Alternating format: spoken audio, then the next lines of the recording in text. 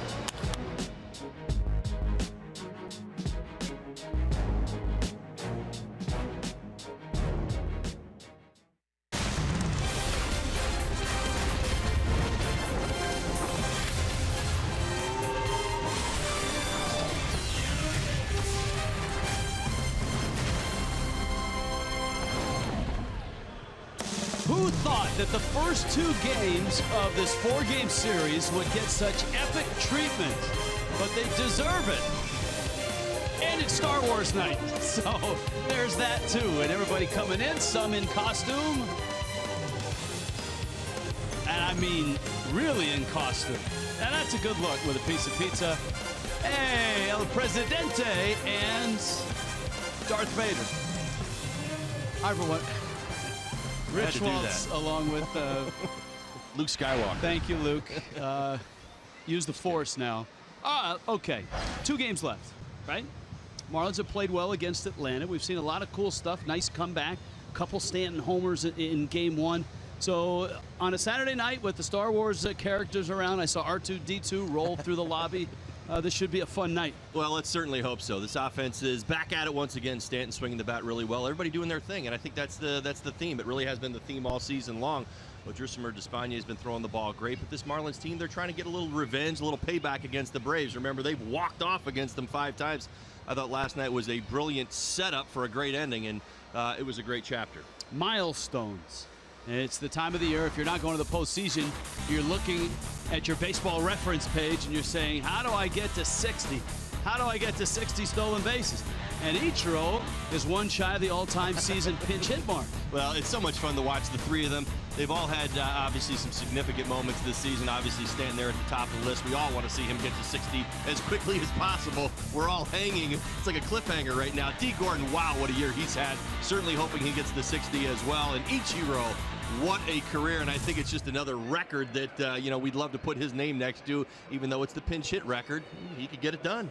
Star Wars night tonight. We got Wookiees in the audience. We got a droid rolling around. We got our production crew dressed as stormtroopers. And, of course, the Marlins had the big comeback last night. Down 5-0, no worries. A 6-5 win.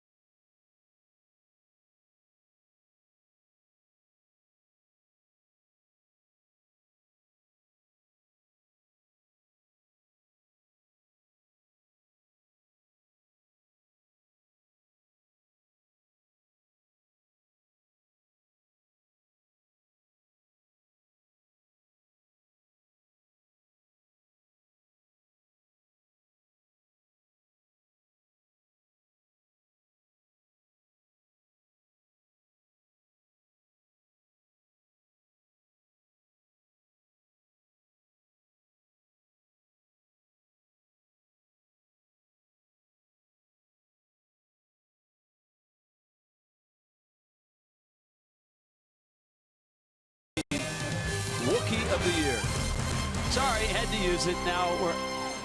Now we got it behind us. Let's go out to center field. Craig Minervini. Jeff Conine, look at that guy. Yeah, you got it behind us on our time. Did you just say Wookiee of the I year? think he did. That's It awesome. actually was a very good Thank line. you, Rich. That made me laugh. Yeah, but he had a lead in into us, so now we have to respond with the deadpan like they usually do to my comments. But let's move on, Niner, because the Marlins here have a chance to finish with a sweep of the Braves, which would be really neat after what Atlanta's done to them, not just this year, but in the last 5-6 years. They have crushed the Marlins in this ballpark. Last night, how sweet for the Fish to come back here, some big hits, down 5-0 and win a ball game. Not easy to do down 5 in a major league game. Yeah, 5-0. They were down, come back with 6 unanswered runs. They lead the majors this year, or tied for the league lead with 5 comeback wins of that sort. So you look at Marcell Ozuna padding his stats with a double down the line, a couple more RBIs. Swinging bunt from Giancarlo Stanton with the bases loaded. And the big man comes through again, surpassing Preston Wilson's already broken record by Giancarlo Stanton. 122 on the year. Phenomenal season for Marcell Ozuna. So this was a night where the hits weren't over the wall by 40, 50 feet. They were just over the glove, a broken batter in front of the third baseman. But the Marlins were able to kind of scrap it together, which is nice to see him win that way. Let me tell you this, too. The last year, the Marlins were 13th in the league in runs. All the talk was about their average, number 2 in the league, but they didn't come to the production. This year, they're still number 2 in the league, number 3 in Major League in the average, but they're 5th now in the National League in runs. Goes to show you it wasn't about the offense this year. We've got 3 or 4 amazing performances as far as offense is concerned. And the Marlins, hey, hopefully they can take care of the Braves, who are 41-18 in this ballpark coming into this series. Right, 4.8, that's runs per game for the Marlins, and that is 5th in the league. And on the road, they've been even better. 1st in the league, averaging 5 runs a game on the road. All right, coming up, here we go on Star Wars night. It's the Braves and the Marlins. We've got some professionals in the truck for a change. Here we go. Baseball's coming up.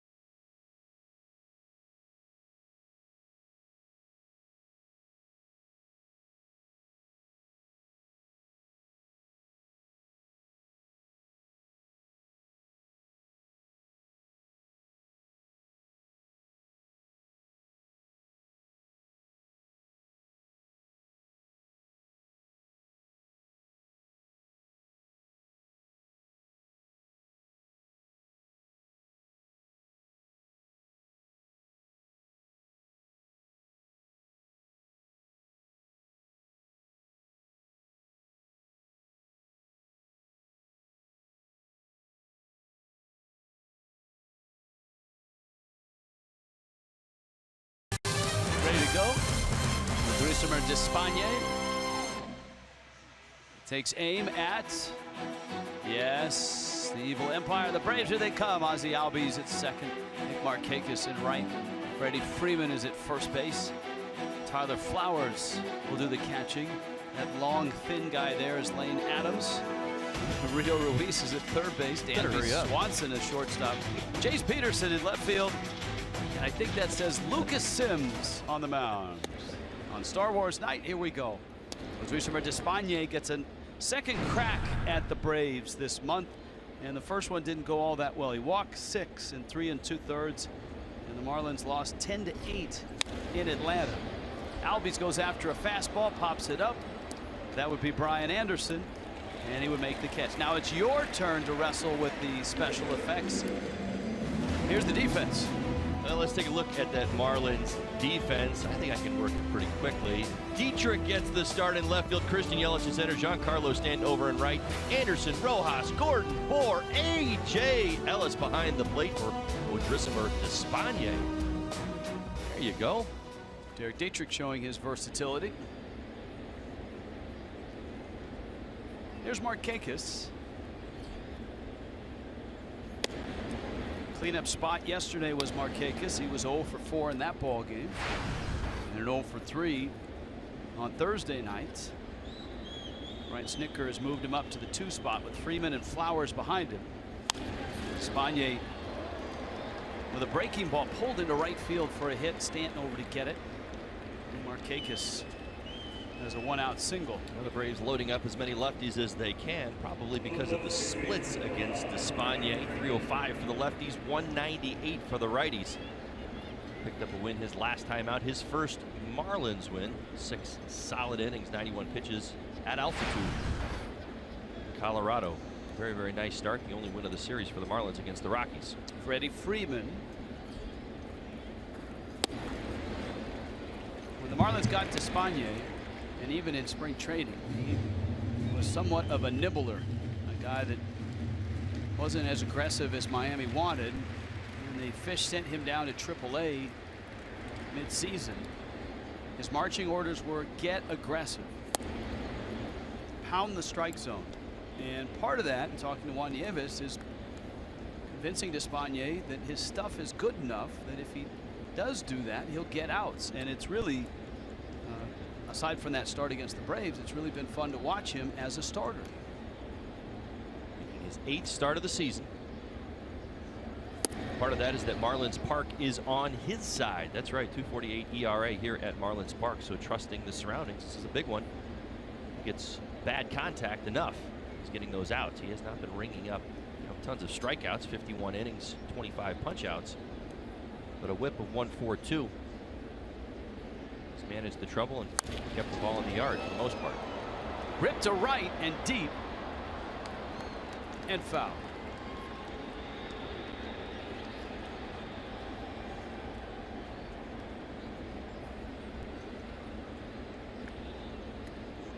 Count 2 balls, 2 strikes. Lots of stuff to talk about in baseball today, and in this ball game for the Fish, lots of players to watch and see. Some real significant marks within reach. Just missed outside. The home plate umpire is Mark Rippinger. Giancarlo has a shot at 60. 2 games left, trying to catch Ruth and Maris. D. Gordon has a couple things in mind: 200 hits and a stolen base title. Ichi, he's got a couple things to look for. Runner on the move, ball in the dirt. And a walk here for Freddie Freeman. And Despaigne has a couple of runners aboard. Whoa, the Brewers were in control of that game, and now all of a sudden it's 7-6. All right, Harrison Bader, RBI single.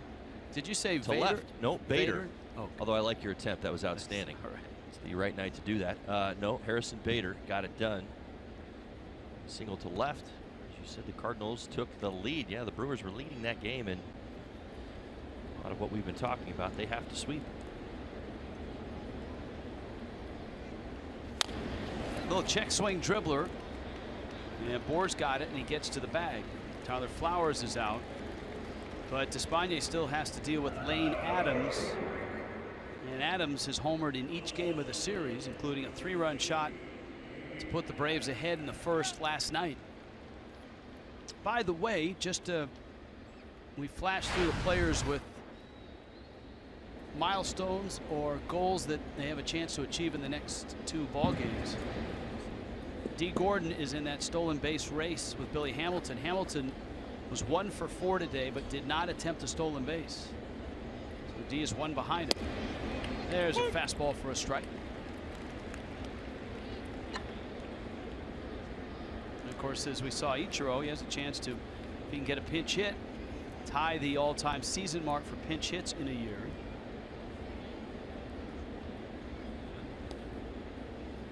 And he's one hit away from Cap Anson and 21st place all-time. That fastball is up, and it's a ball and a strike.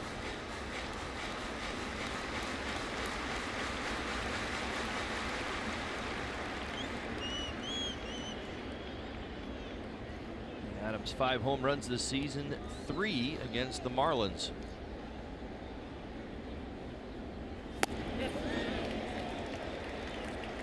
Look at that cutter slash slider and how you see it.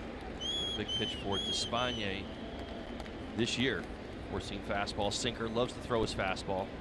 Works it around the corner. Has been actually throwing a changeup a little bit more here lately, along with an occasional curveball.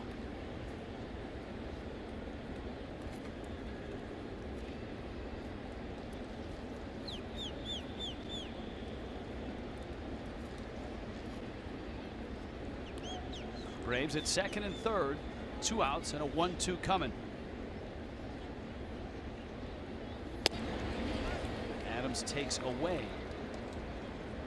It's 2 balls and 2 strikes.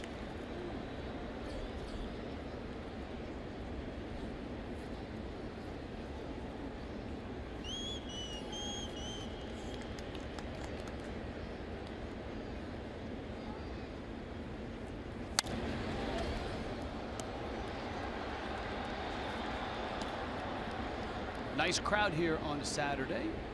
A lot of folks in the lower bowl. A lot of folks have already staked out their spot up by the Budweiser bar.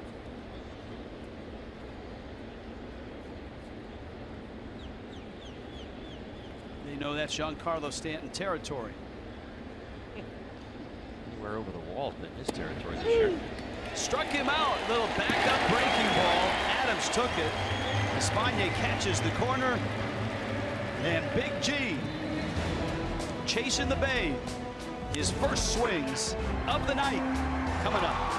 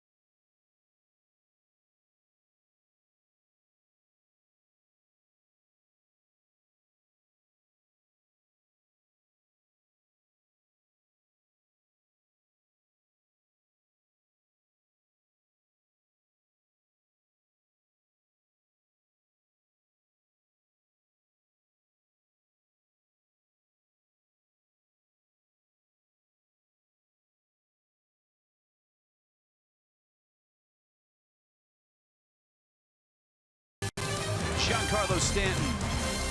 Little fist bump for Big Mike. Dad is close by. That's always a good feeling. On Star Wars night, Miami's lineup looks this way. D. Gordon, Giancarlo Stanton, Christian Yelich, Justin Bour, Brian Anderson, Derek Dietrich, A.J. Ellis, Miguel Rojas. And Despaigne's in the 9 spot. And that one eats up Freddie Freeman. Gordon turns from first and arrives at second. A chopper up the line. Freeman, normally a very steady first baseman, and that one hopped right by him. Well, why wouldn't this surprise everybody, right? This is the first pitch of the ball game. It's a slider. How about it? And guess what? D goes after that slider and able to bang it down the first base line. See it hop over the glove of Freddie Freeman, who was probably a bit surprised, but for D, as soon as it gets by Freeman, he's easily standing on second base. So Gordon gets a double on the ball that hops by Freeman, and here is Stanton, first at bat of the night. Giancarlo sitting on 59. He's driven in 130. 23-year-old Lucas Sims. Fastball, busted bat. This one Freeman has. And he flips over to first, and Sims gets that out at first base. Gordon arrives at third, and there's one out. Now don't be surprised at Stanton swinging early in the count. Did it last night for 2 home runs. All right, here's the Braves defense for tonight's ball game. Peterson gets to start in left field, Lane Adams in center, Markakis in his usual spot right field, Ruiz, Swanson, Albies, Freeman, Tyler, Flowers, Mr. Sims on the mound. As I mentioned, Giancarlo Stanton many times this year has gone after that first pitch. 8 home runs on the first pitch, 2 last night. That's why you saw him swinging early.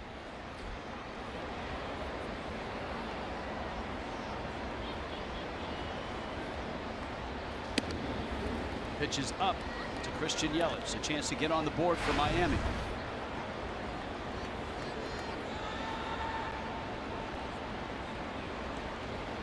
Yelich and the Marlins were down 5-0 in last night's ball game. Roared back for a 6-5 win. Sims misses up.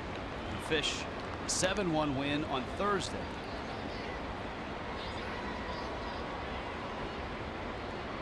Yelich had last night off. Marcell Ozuna has tonight off. Don Maglia said he would give each outfielder a day off in this series, but then when he got to Stanton, he said, well, he's probably going to be in there.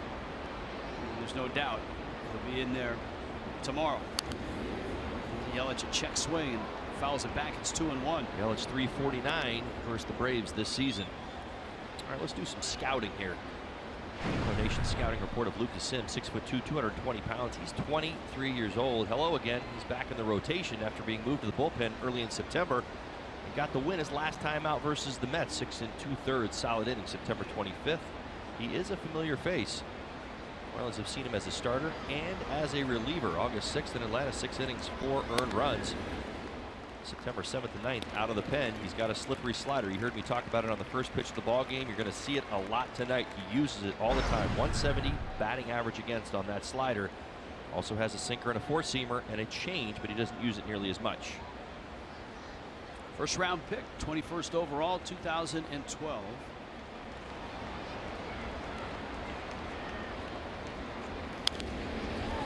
And things really slow down for him on the mound when he gets a runner on. And obviously Gordon right now at third base. Well, part of that is that it's worked.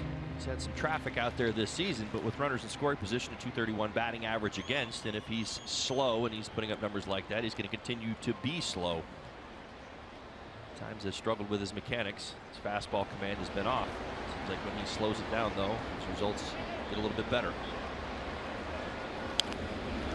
Yelich fouls that breaking ball off.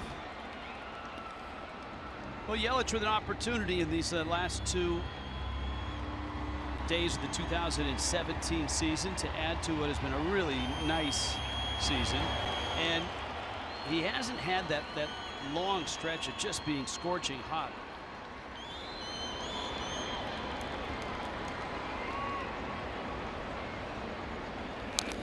But his numbers, if you just take a peek up, 280 average, on base 364, slugging about 440, 36 doubles, 18 homers, and he swiped 15 bags. We all, I mean, look, everybody should aspire to have a season where they aren't scorching hot for 2 or 3 weeks and put up those type of numbers.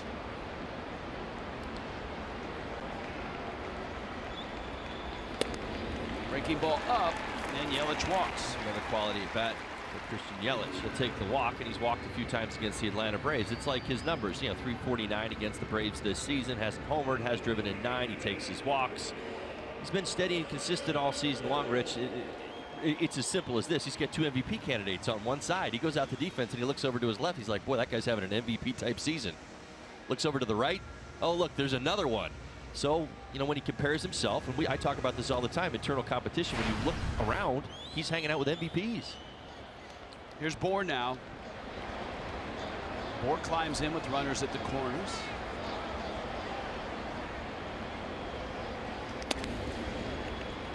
An outstanding year for Bohr, despite the injury which kept him on the shelf for almost a couple months. Bohr has really taken the bat back up and been terrific here in September. Huge hit in last night's ball game against San Freeman, the hard-throwing lefty. Freeman had been one of the hottest Braves relievers. Brought in to face Justin, down 2 strikes, and ended up breaking his bat, but it was a great swing up the middle. 2 runs on that base hit. Marlins were able to come all the way back. Takes a fastball for a strike. Bohr sitting at 25 homers. He's driven in 82. 18 RBIs over his last 14 games. 221 average.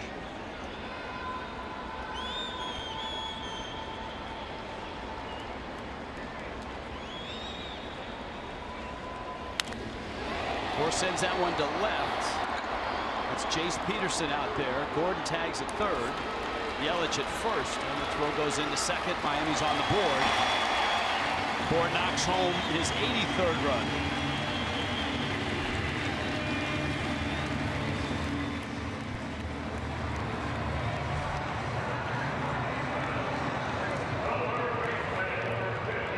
Marlins continue to impress in the first inning. Now 121 runs scored in the first inning. That is best in all of baseball. 11 runs better than everybody else. When they score first, Marlins 47 and 30.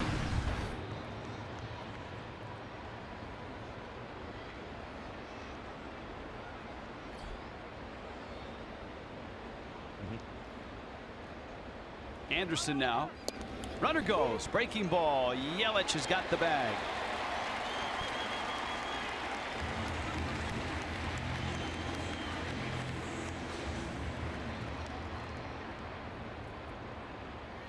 .16 stolen bases.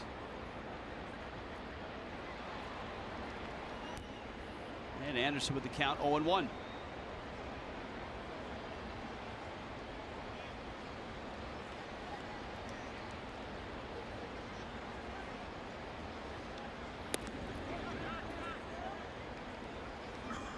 Fastball in and no swing. Anderson hit a ball to the warning track in right center, and for a moment last night you thought the kid finally had his first major league homer. A few different ballparks around the league, that would have been his first home run. He got a lot of it. All the way to the warning track in right center. Impressive swing from this young man. That off season for any rookie that gets a taste of the big leagues, even if it's just a month, that next off season is a really important one. Take all that you've learned, all that you've seen, and throw it all into your off-season workout regimen.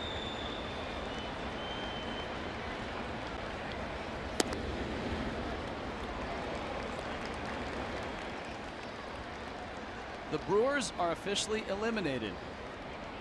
That means Colorado is the second wild card. Wow. They will play at Arizona in the National League wild card game.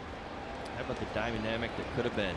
Clayton Kershaw going for the Dodgers tonight. Of course, this is, we get to tomorrow. We know everybody's starting at the same time, right? Woo! Well, tonight you get a pretty good look at that. Like, the Rockies would have had to deal with Clayton Kershaw. The Brewers would have won that game today, which they had the lead most of it, and the Cardinals came roaring back. Wow, that would have been a doozy as far as the players are concerned for the Rockies, having to deal with Clayton Kershaw and need a win. And the important part of that is that John Gray can stand down. He doesn't have to pitch right. tomorrow. And the Rockies have their ace for that wild card game. Oh my goodness, think of how all of that is interwoven into just that final score right there.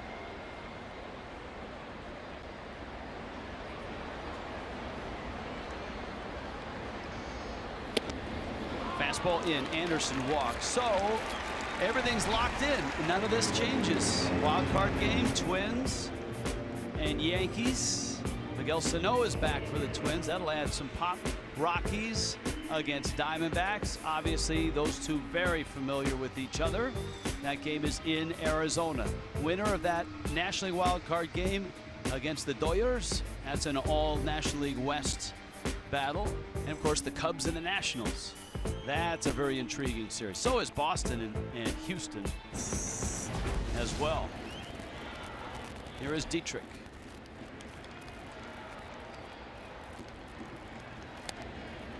Dietrich making his second start in left field tonight. So September 14th. Philadelphia.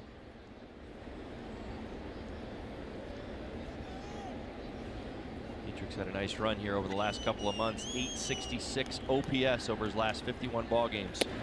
You know, I asked him today. I said, all right, I've seen the last couple months. You seem much more relaxed, consistent, explosive. And Dietrich said it lines up perfectly to going with a leg kick. Yeah. He started a leg kick. It's not huge, but he really likes the way it feels.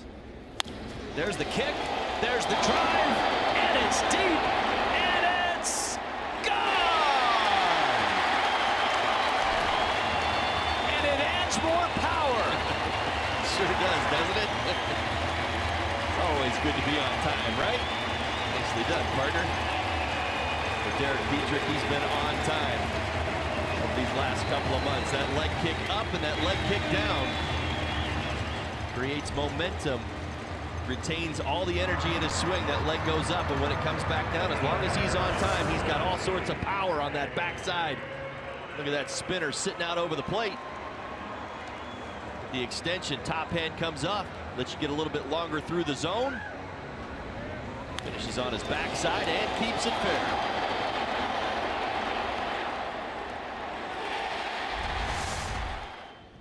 And Miami's off to a 4-0 start. Strike to Ellis. Well, you never know what you're going to find around the cage at batting practice. I saw him showing you. He was talking about that leg kick, and I wasn't sure if he was talking timing or not. Ellis into center field. The one thing he said was, it's hard to add that in the middle of a season. Right. You have to commit to it. And he said 2 months ago he finally committed to it. And he said the power, he's always had power. Right. This helps him stay loaded longer. Well, the one thing, well, not only does he stay loaded longer, but the one thing I've noticed is that he's just been on time better. I mean, more balls are coming off his bat, and that's a simple equation. Hitters want to get the barrel on the ball, plain and simple. He was getting his hits earlier, but he has been so much more consistent in the zone. The mistakes that are there, he's crushing. Career high 13 home runs now and 53 RBIs.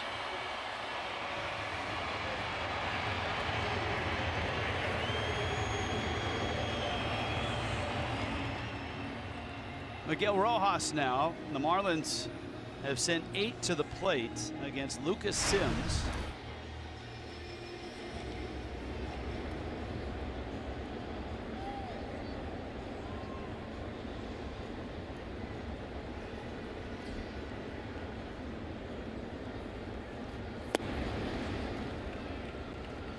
And Rojas takes ball 1. Marlins have seen Sims on 3 different occasions this year, a couple out of the pen, and a start back in early August, which they scored 4 times in 6 innings.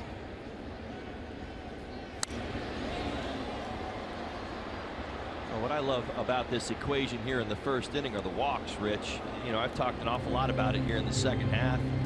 Frank Menachino, Mike Pagliarulo, they've been able to express to the hitters on this team the importance that is needed and the discipline that's needed to having a great offense and how it translates into more runs. They've done that in this inning. 2 walks, both have scored.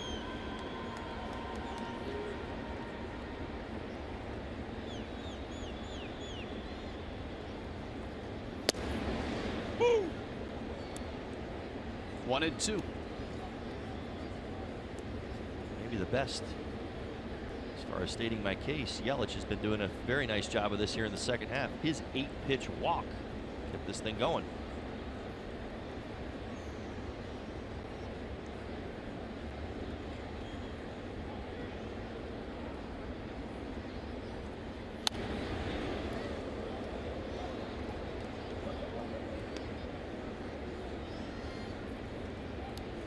Ball and 2 strikes, 4 runs here. A Justin Bour sacrifice fly, and Derek Dietrich's 13th homer of the season. A 3-run shot. Think about it too for a guy like Dietrich. This has just been 2 months, and you think about, well, what about a full season of that? Where might this take him?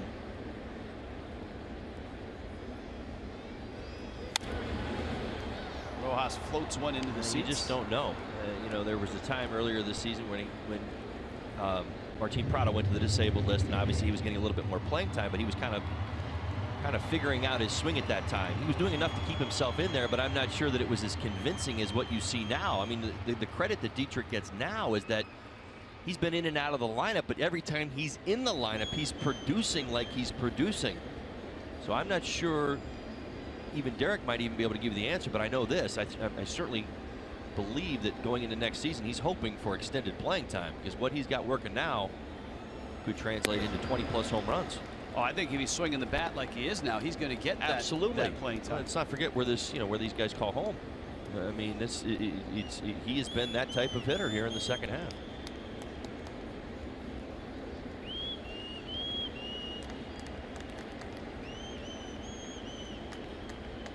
Rojas chewing up Lucas Sims' pitch count.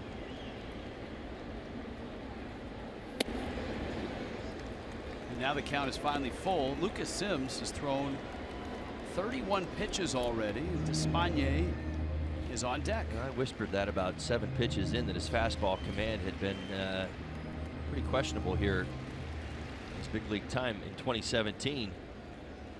It's translated into 31 balls thrown here in the first inning.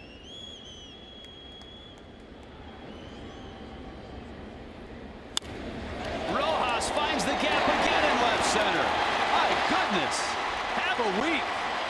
Ellis around third. Rojas digging for third base. He's got a triple, and the Marlins have another run. It's 5-0.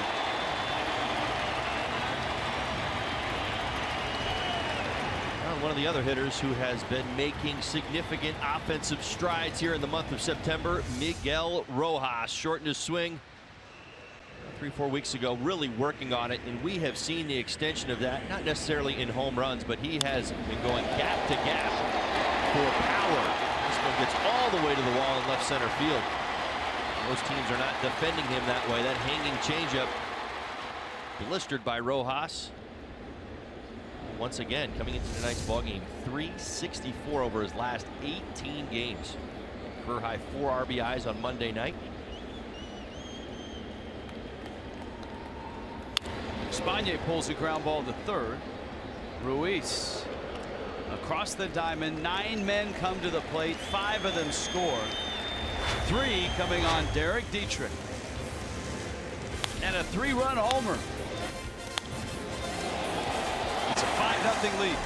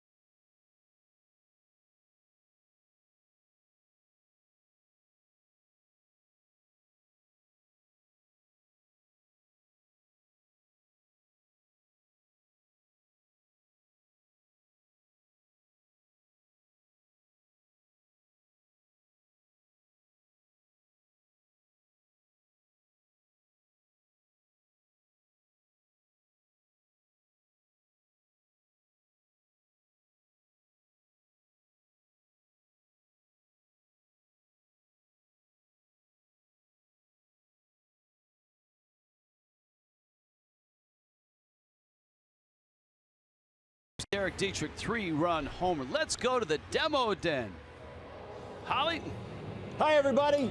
Up in the demo den. Who doesn't love the demo den, right? And I've even got my lightsaber with me here, right? Because it's Star Wars night. It makes all the sense in the world. We're going to talk a little Derek Dietrich. We talked about the leg kick. Let's show you the leg kick. Let's show it to you one more time. Let's take a look. You see that front leg up and down and on time. That's what I'm talking about. You can see it here from the side. Look how he loads to that backside, but he doesn't forfeit the weight moving forward. He maintains it. He keeps it on his backside. So I'm going to give you a little look. Of course, we want to hit the ball out in front. That's where we want our bat, and we want our handle, the barrel of the bat, as I was talking about, coming through. And we've seen Dietrich barrel up an awful lot lately. So when that leg comes up and the pitch is on its way, all of that weight transfers to his backside. But as the front leg comes forward, he keeps the weight on his backside, and he gets his foot down so that he can bring his hands through to the zone. It has been so much fun to watch Dietrich here in the second half, but that has been really the key. He gets much more strength when he gets all of his weight and his power back to his backside, holds it almost like a boxer or a rubber band if you were to pull it all the way back. You know how that's going to sting your hand if you let it go? He's doing the exact same thing. Look at Dietrich right there on that backside. Gets down. He doesn't take that weight to his front foot. He keeps it on his back foot, and he finishes. And then he gets that great extension all the way through the baseball. That's why you've been seeing him hit for so much power. Very nicely done with the lightsaber there. Thank you. I like my lightsaber. Yeah, it's got good sound effects as well. Outstanding. Todd Hollinsworth in the demo den. Rio Ruiz at the plate. Trishammer Despagne on the mound. And a chopper back to first. Even in Star Wars movies, on occasion, they had to apologize for the language that was used in the bar scene, I believe. So we apologize for that.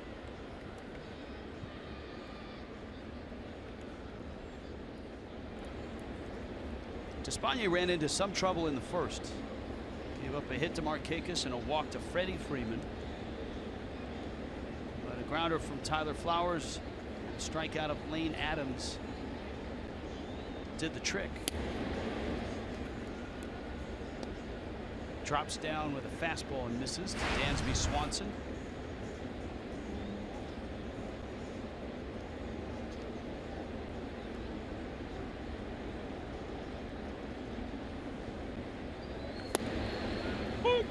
Swanson a 1 for 4 last night, 1 for 8 in the series.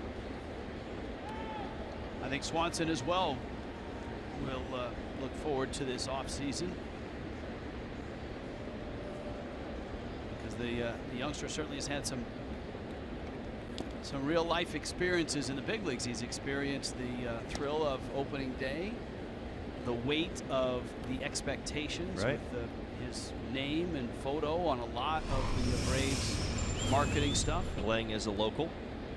You're right, Marietta, Georgia. And then struggling enough to go down to the minor leagues and then come back. He hit when he came back, but over the last few weeks. I heard this very early in my career. It's a piece of advice that a vet gave me in my early years with the Los Angeles Dodgers. And it's not the ability, proving it, that you belong up here. That almost happens instantaneously. You typically see it over the first couple of weeks when nobody knows who you are. It's learning how to fail and learning how to struggle up here, keeping yourself relevant so that you're still playing an awful lot, and then obviously getting yourself through it. When you learn to do that, you know you can play for a long time up here. How many times do we see young guys come up here month of September, get a couple weeks, 350, 3 or 4 home runs. Nobody knows who they are. They're getting a few more fastballs. Once they kind of get everybody's attention, they get a few more curveballs and sliders and changeups that are pitchers' pitches. Oh, Drishammer Despagne.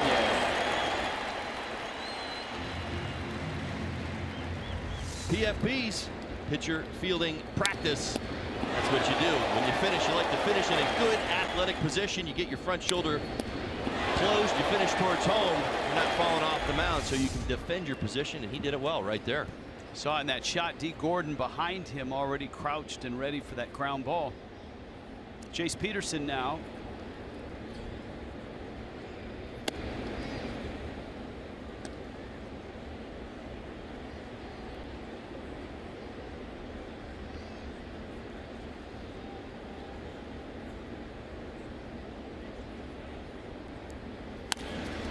Peterson lines it into right. Stanton into the gap, cuts it off. From the 8th spot, the Braves have a hit. Pitcher coming up. Hit a home run at Marlins Park and win season tickets. That's right. Place your 2018 season ticket deposit for as little as $250. You'll get an invite to swing for your seats from home plate for a chance to win free Marlins season tickets. For more information, visit marlins.com/swing.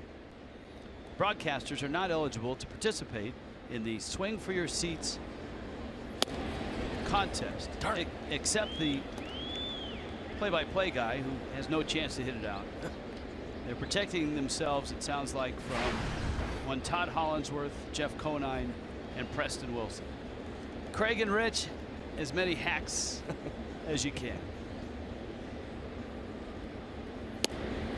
Woo!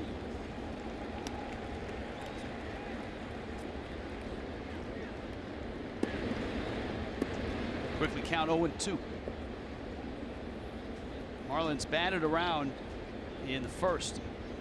That means Gordon, Stanton, Yelich will lead off again in the second. And Sims swings and misses. Despagne looking sharp. Marlins giving him some runs, and Big G gets his second at bats on this Star Wars night. Giancarlo Skywalker.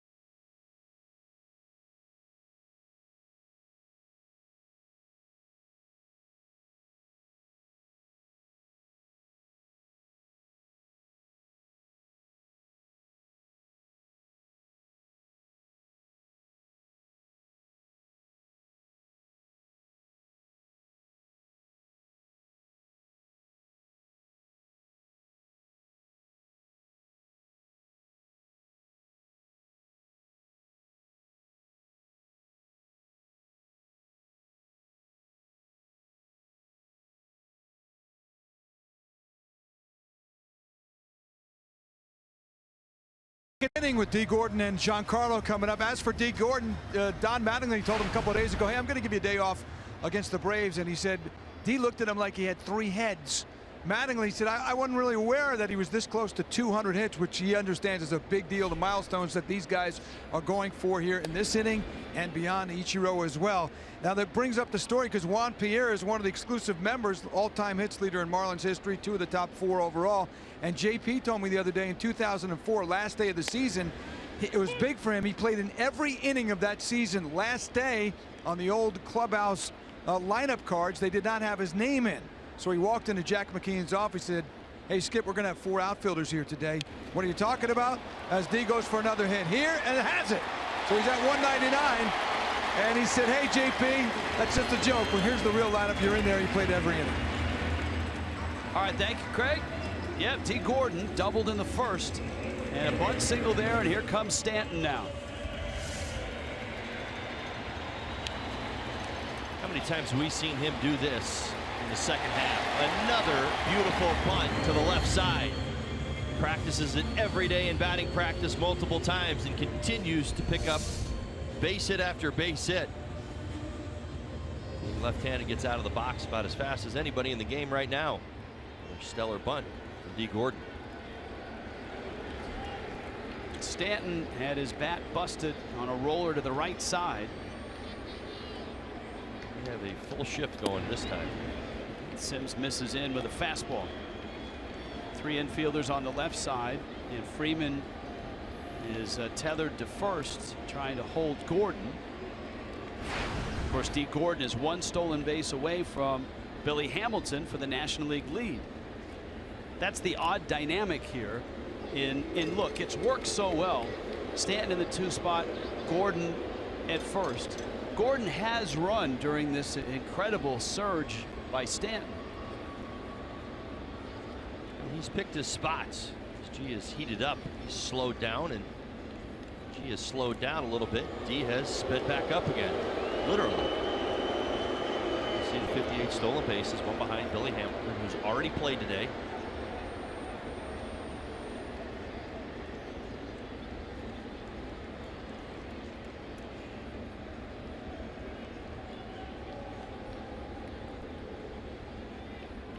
And the 1-0.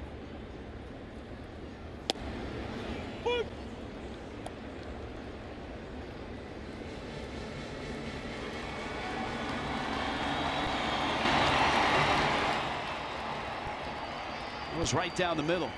Counts a ball and a strike. 1 from Babe Ruth. 2 from Roger Maris. And you can see the Budweiser bar, people out standing in an area where Stanton has gone frequently, waiting for a historic souvenir. Gordon runs, fastball's up, and D has caught Billy Hamilton.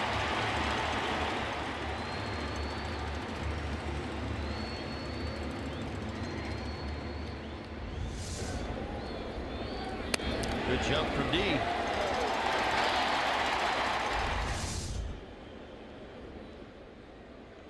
See how Sims approaches Stanton now. Counts 2-1.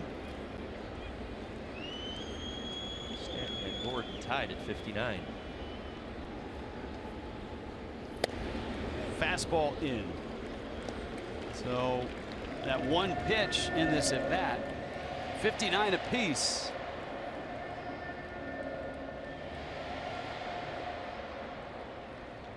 Seems that every time D gets to him, Stanton powers up and takes the lead.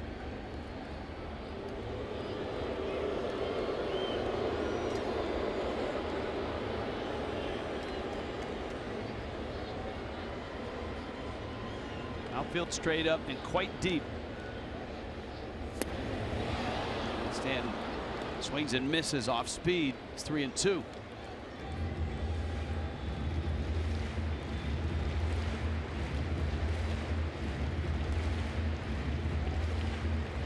Two home runs on Thursday. 2 hits last night. But not a home run. A double and a single. Goes after a fastball, fouls it off. And that one on the outside corner. That's the lane that he has been a little in and out with here in the the last month of the season here in September. He's seen a lot of pitches out. A couple of nights ago, he did see some breaking balls in, middle in. He was all over.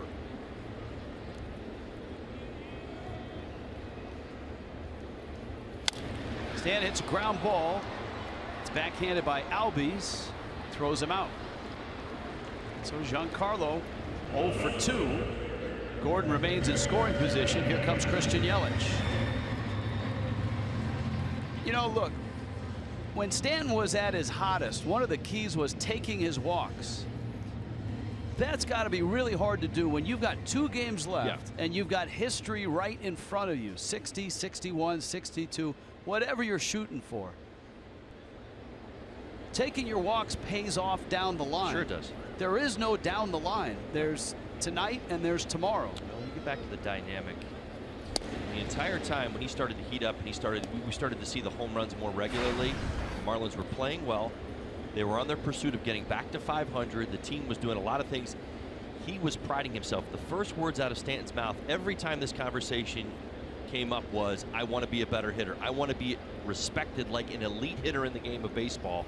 And that was his game plan. The home runs were a byproduct of his approach. Your point's perfect. You look at what's going on right now, a lot of that's over with. You know what I'm saying? Marlins aren't going to the playoffs any longer. They had a bad start to the month of September. This has become merely about hitting home runs, and in part, that's why I think you're seeing the approach that you're seeing from Stanton, particularly on the outer third.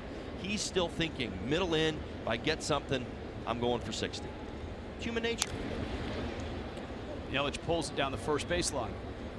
It's very difficult to say to a guy, you know, in game 161 here, when you're playing out the schedule and you're doing your best to obviously put it out there, play hard through those last 2 ball games, and say, yeah, okay, I'm gonna move a guy up right here, 5-0 ball game. I'm just gonna take the hole on the right side. He's shooting for something here. He's going for home run number 60. 2 months ago, he would have shot through the hole on the right side. That's the point. Gordon back with a head-first dive. He has stolen third base 35 times. 35 for 42 in his career. That's 83%. So Sims paying attention to him.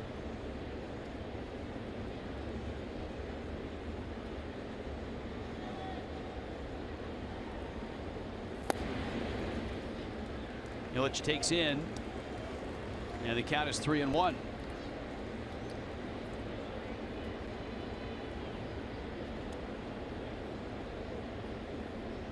Tyler Flowers a bit fooled by that pitch. That's usually a ball that Flowers is very good at preserving for a strike. Gordon runs, Yelich takes, and a high throw. Is he out? Oh, he had the bag, and he slid right over it. Well, he had it to the point of contact and lost it past the point of contact. And what I'm talking about is the tag. He beats it. Watch that right hand. Momentum carries him off. Kept the tag on him. Ruiz does. D, as he goes back with the left hand, realizes it's over. Number 60 is going to have to come on another try. There it is.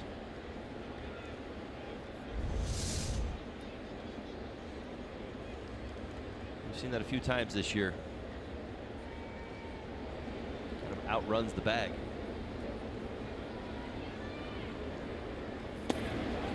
As well, it was a professional courtesy by Yelich to take a pitch right down the middle on 3-1 to give him a shot at that bag. T-Mobile gives you deeper coverage. Where are we headed? Dodgers 102 wins, Indians 101 wins, Astros at 100. 6th time there have been 3 teams with 100 or more wins. The last time was 03, Yankees, Braves, and Giants. And of course, didn't seem to bother the Marlins at all. Certainly did not. Picked off 2 of those teams. They did.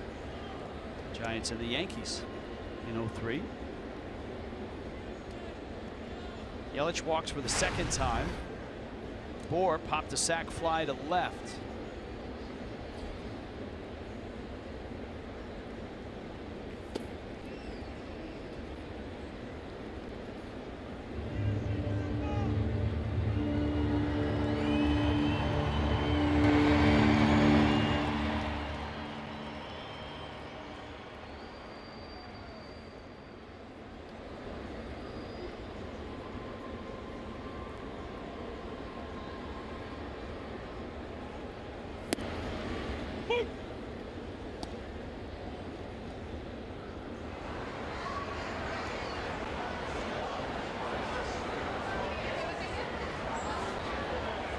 He looks more like a relief pitcher for the Cardinals with that big beard.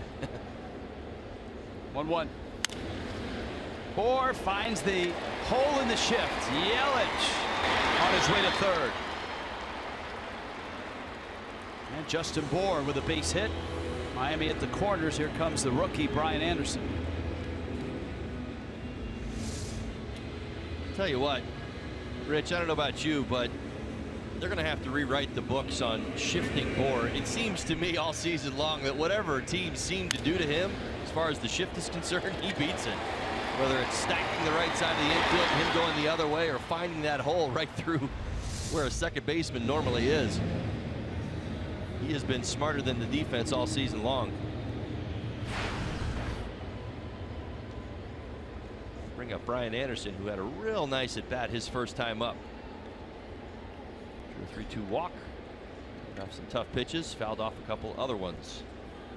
That set up the Dietrich at bat. He homered. And Anderson swings and misses there. Watching a little bit of the locker room for the Colorado Rockies, as they have clinched that final wild card spot, the final ticket punched, so to speak. Anderson in the corner. Yelich scores. Bohr on his way to third. And a double for Brian Anderson, and yet another RBI for the kid. 6th double on the season.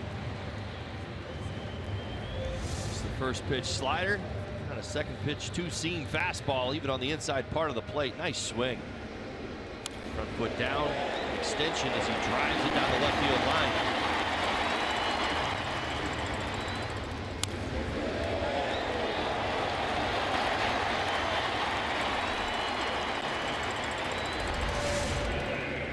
Intentional walk for Derek Dietrich.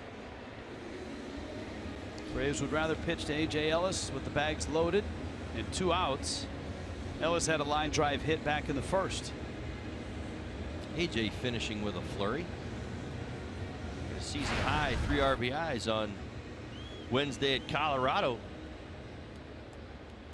Aforementioned John Gray took him deep. Pretty impressive swing of the bat as he turned on 96.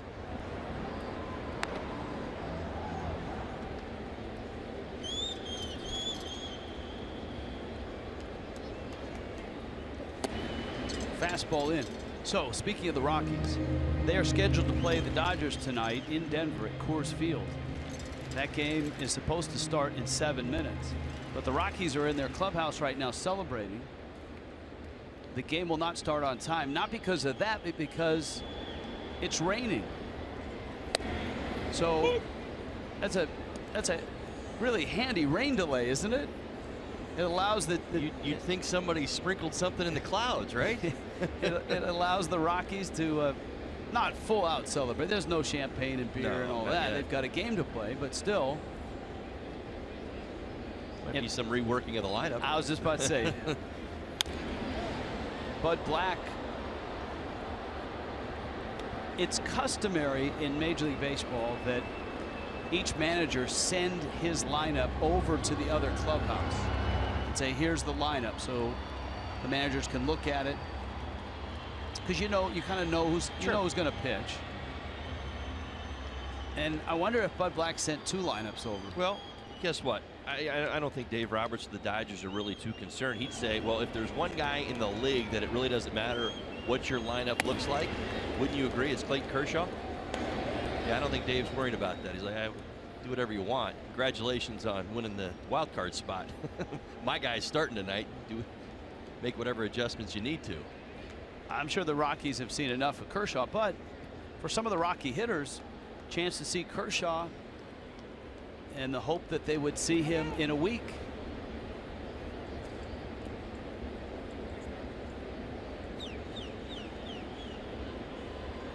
I wonder if it changes Dave Roberts' lineup. Very well. I think his philosophy, which is definitely the right one, is that he's got to keep his players ready, because they're going to hurry up and wait once the season ends. They've got the wild card game to wait on. There's going to be a few days in between, so he wants to keep his and take full advantage of what games he has and get guys at bats and keep them ready. It's been a frustrating night for Lucas Sims. This is only the 2nd inning. Pitch number 60.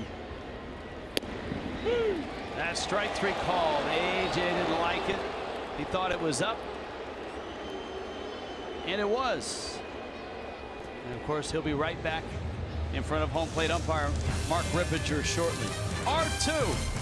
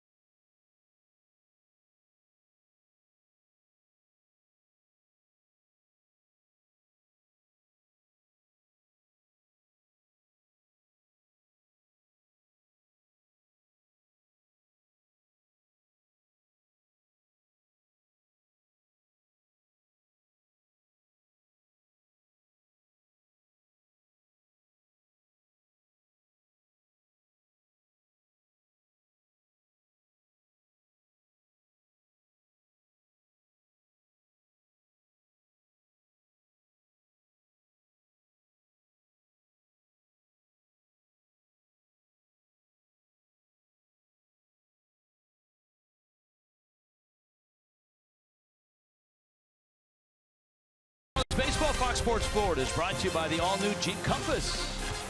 By your local Toyota dealers. Let's go places. And by Southwest, transparency, low fares, and nothing to hide.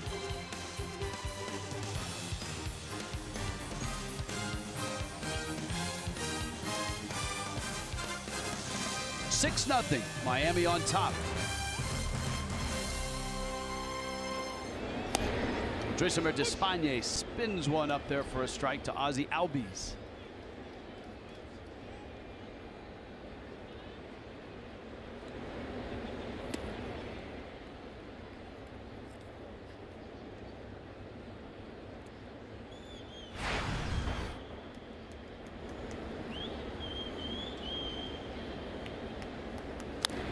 Albies pops it back and out of play. So 5 runs in the first, biggest first inning uprising all year for Miami. And Despagne has cruised through 2 innings. Despagne has been cruising of late. He's been throwing the ball very well and stayed aggressive. I think back to that Rocky start. Attack the strike zone, no walks. Comebacker knocks it down, picks it up, fires, not in time. Albies beats it.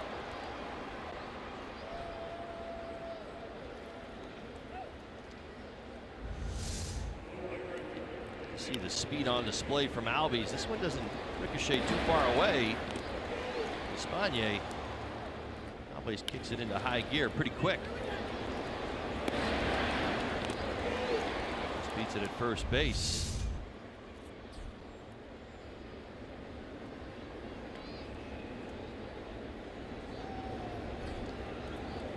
Nick Markakis, Freddie Freeman.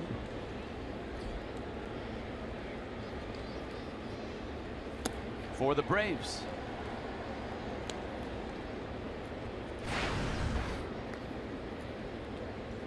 So tomorrow everything starts at 3 o'clock Eastern.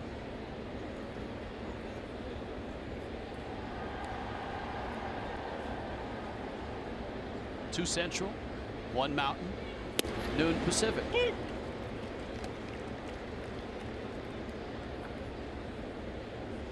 was a emotional day in San Francisco for sure. Matt Cain started and retired. You don't see that very often, do you? Slowly hit. Gordon backhands, turned by Rojas in time. And Markakis is out. Beautiful pitch by Despagne. Tell you what, Marlins have kept Markakis in check so far this series. Gets in on his hands. Slow roller to D. Gordon. That fast infield. Good turnover to Rojas.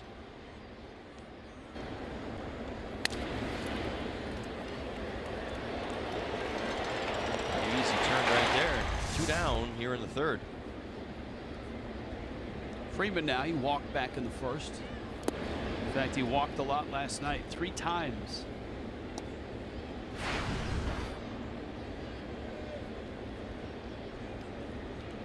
Matt Cain started, went 5 innings, 2 hits, no runs. Walked 1, struck out 4. He's facing the Padres in San Francisco. Right back to Despagne. That's another comebacker. There's been a lot of action on the mound for Despagne. 6-0 Miami.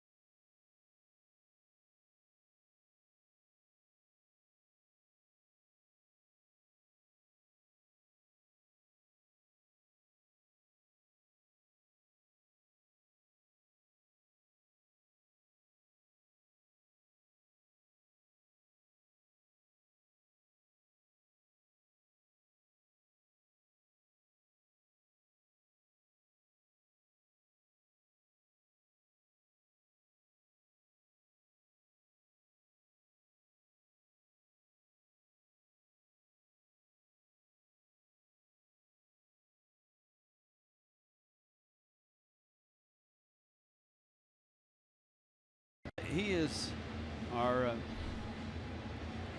highly regarded pregame and postgame producer. Sometimes produces games as well. Tim McDermott is working hard on, I'm sure, answering emails right now. Figuring out how to open the 2018 season. Luke Jackson into the ball game. Jackson, local kid, pitched the other night, and he'll take over for Lucas Sims.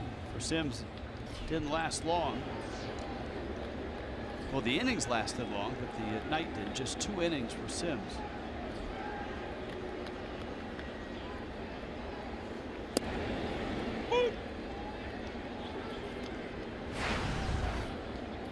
Rojas, Despaigne, Gordon, anybody reaches.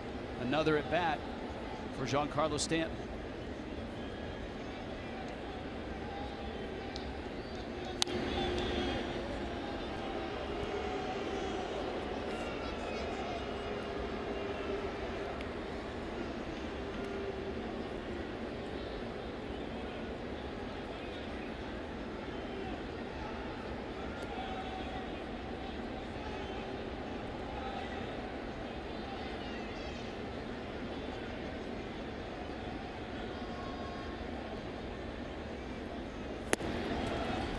Pretty good pitch.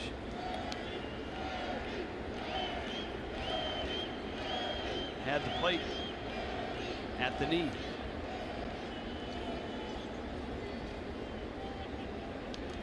Luke Jackson's first year in professional baseball, 2011. His dad played football at Florida State. His mom ran track at the University of Louisville. Calvary Christian High School in Fort Lauderdale. Hotbed for baseball players. Originally a Rangers draft pick. Supplemental round, they used to call it the sandwich pick between rounds 1 and 2. Rojas just keeps shooting line drives all over this place. Markakis cuts it off. Rojas, Markakis got a good arm, and he's out on a terrific pick and tag by Swanson.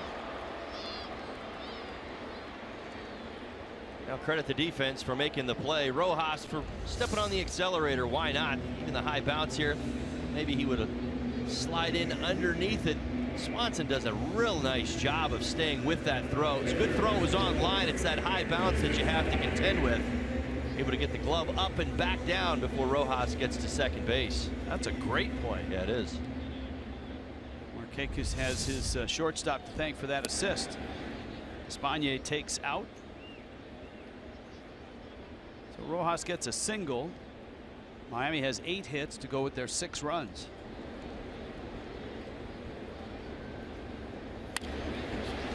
Oh, Dreesemer Despaigne, ladies and gentlemen, into center field for a hit.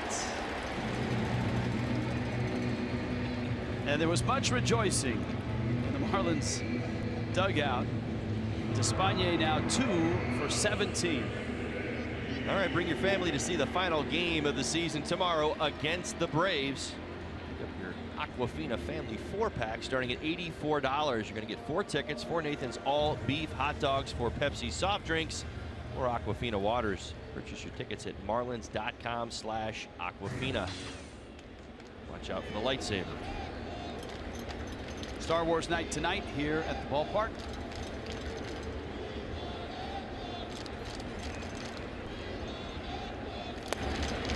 Now, D. Gordon is 1 hit shy of 200.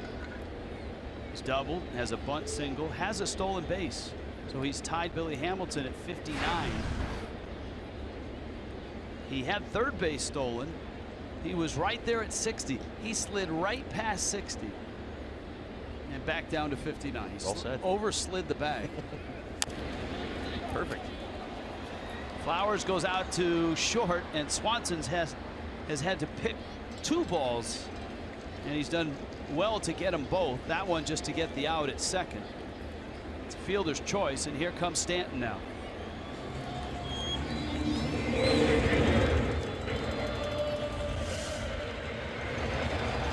very grateful of his good defense, particularly his shortstop. Picked up Markakis. He picks up Flowers. That a tough short hop. It was an interesting dynamic. He chose for that out at second base, which I think is so interesting in a 6-0 ball game because it puts D. Gordon over at first. Who's counting, right? Stanton now. This is his third at bat. He takes a fastball for a strike on the inside part, and it is 0-1. Babe Ruth hit 60 in 1927, and he hit his 60th on September 30th.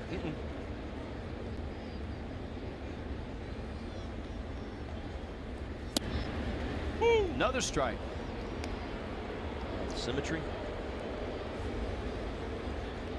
And Jackson, a local kid, pitching against Stanton. They count 0-2.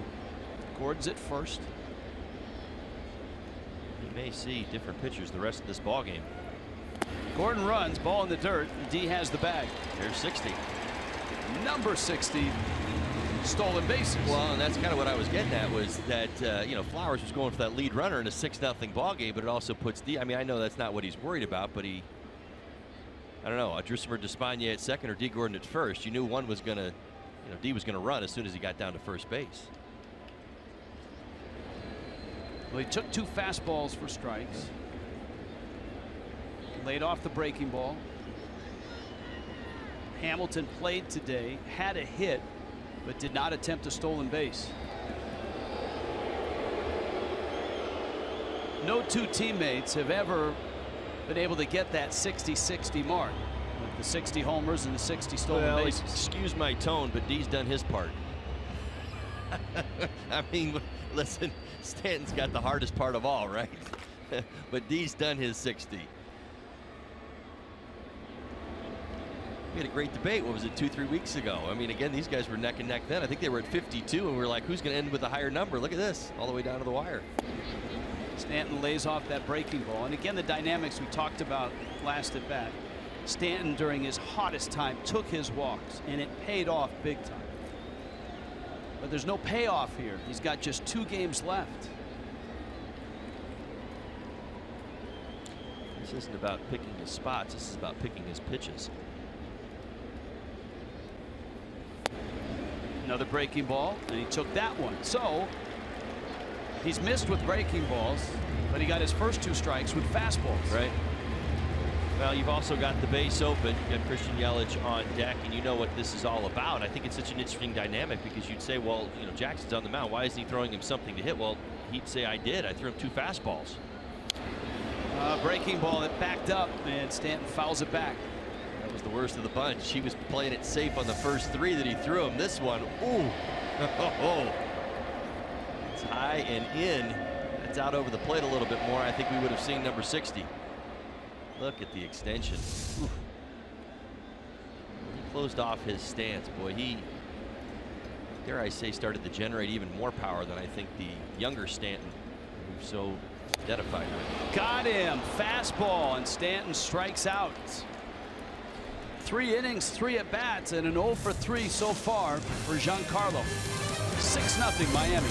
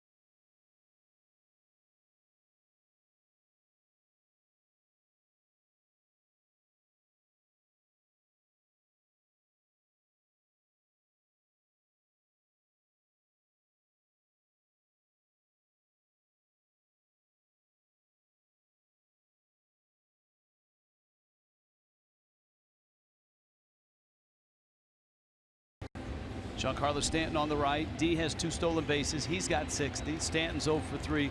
He sits at 59 home runs. Rich Waltz along with Todd Hollinsworth on Star Wars night. Should never leave toys in the booth. Poor Rich has been getting whacked in the back of the head all night long with my lightsaber. It's part of the job. It's the burden that I carry. That's right. All right, let's talk about the pressures on Giancarlo Stanton. And here he is. He's got 2 games left. He's sitting at 59. Everybody's following every swing. And we talked about how his home runs at times have been manufactured by patience, right, and taking walks and working counts and finally getting a pitch. And sometimes that doesn't happen in a game. It doesn't happen in an inning. It happens over a week. Right.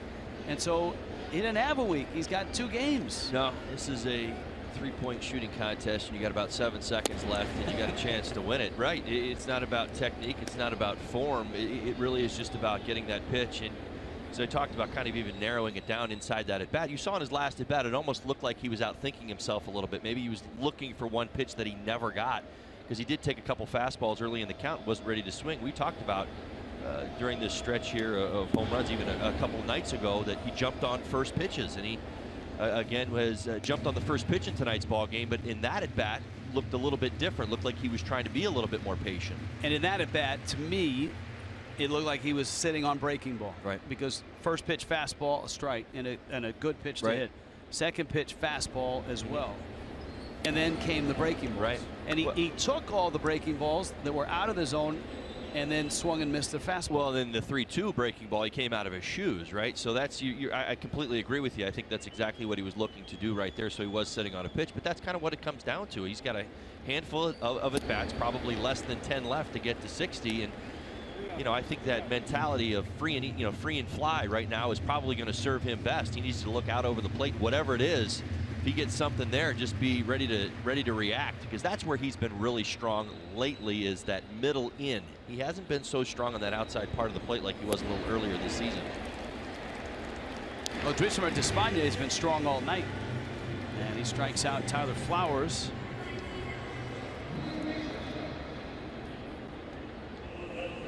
That's the first out of the 4th inning. A variety of Star Wars characters here tonight. There's your Braves in-game box score.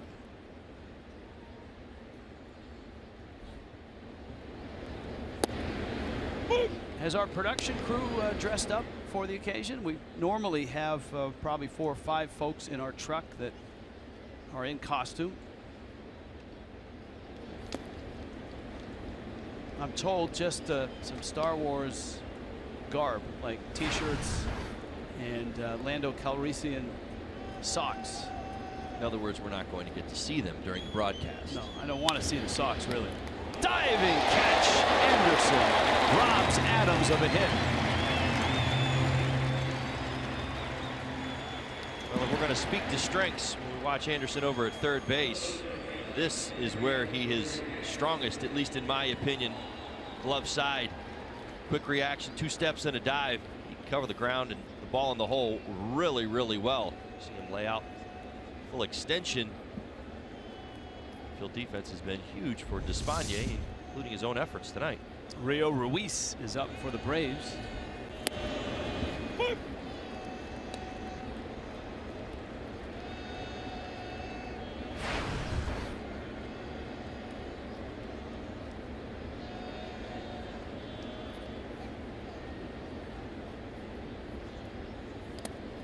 Ball in the dirt. We were wondering if the Rockies would change lineups after Milwaukee was defeated. The Cardinals, if you haven't heard, came from behind to beat Milwaukee, eliminating Milwaukee and helping Colorado nail down that second wild card spot. They've not started that game yet in Denver, and the lineup that's posted online on the MLB app has Blackman, LeMahieu, Arenado, Story, Reynolds, Gonzalez, Desmond, Lucroy, the same cast of characters the Marlins ran into in Denver.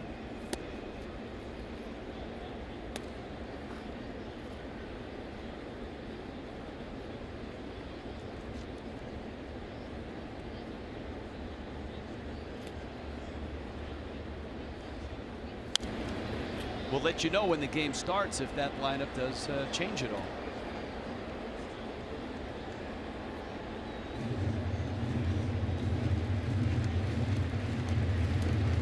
Remember, tomorrow is a 3 o'clock game, 2:30 for Marlins Live. South Florida Honda dealers, get you ready.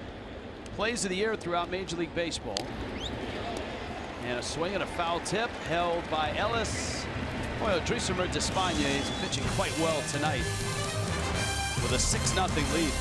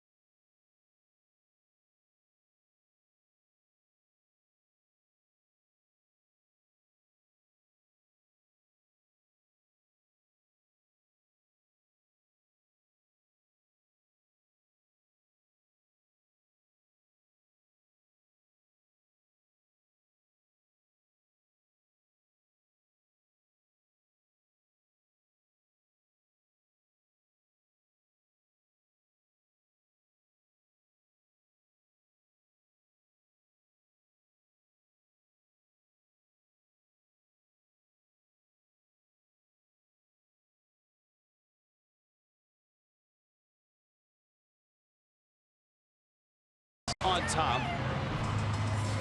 Almost looks like Princess Leia, right? Well, our producer John Sulzer is here. Christian Roberts, our director. Ken Lee, our graphics coordinator. This is our production team that we've used throughout the season. These guys are so geeked up tonight because it's Star Wars night, so they're in costume. I like it. They've done a very nice job, although I don't like them standing over my left shoulder. Not a big fan of that. I've always wanted to know, like, if Nothing. Maybe not. Do you not hear him breathing? Yes. Yes. One of those buttons Eerie. calls my mom to pick me up. Right. I'm not sure which one. How dare you? Make me turn. Oh, make me turn this on. That's what I thought. Step down. Yelich pulls one. All right. Remember long ago that great commercial? In fact, the Braves were involved with it, right? It was Maddox and Clavin. Right. Chicks dig the long balls. This is Vader digs the long ball. Now look at this. Apparently they landed in Korea or Japan. That ball goes out, and watch where this ball hits. Oh, wait a minute. Oh. That's your house. What are you doing? Let's see the reaction. You blew up your house. Oops. Guess that's why you're here tonight. You got nowhere to live, huh? I get it. Yeah. Marlins Park, huh? The demo den. They want the demo den's mine. It's not yours. No. They Find your own demo den. They want the demo den. Justin Bohr takes a fastball for a strike. Did you guys get anything to eat at the ballpark? I mean, how do you eat?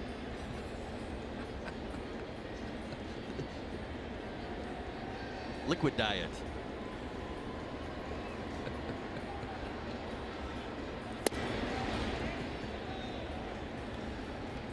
I don't know. I mean, if I'm Lord Vader or a stormtrooper, I would want a cold beer and maybe a burger.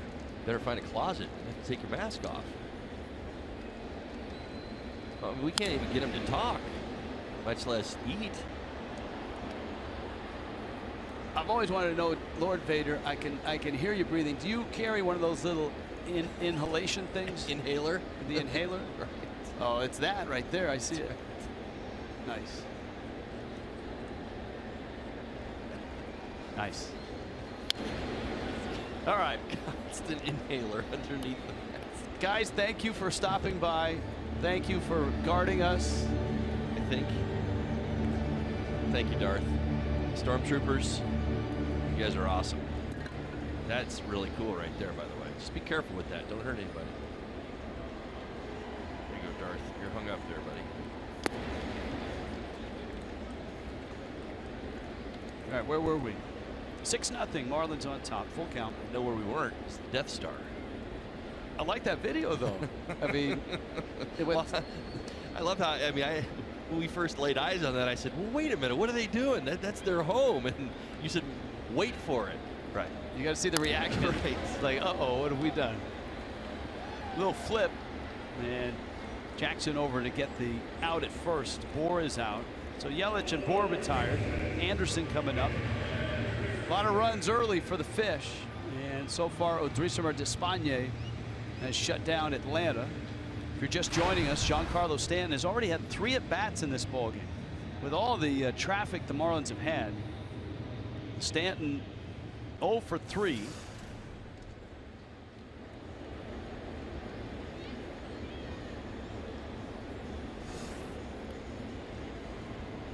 Anderson has walked, has an RBI double.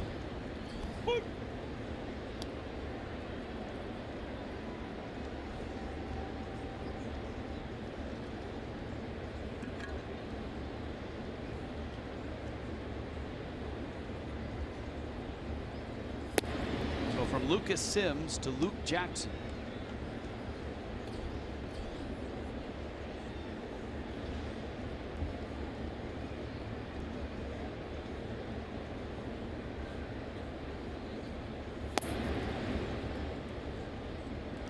Certainly say this about Jackson. He's got a good breaking ball, good arm. He works much quicker than Sims. Sims was into his 4-corner offense. Prevent defense.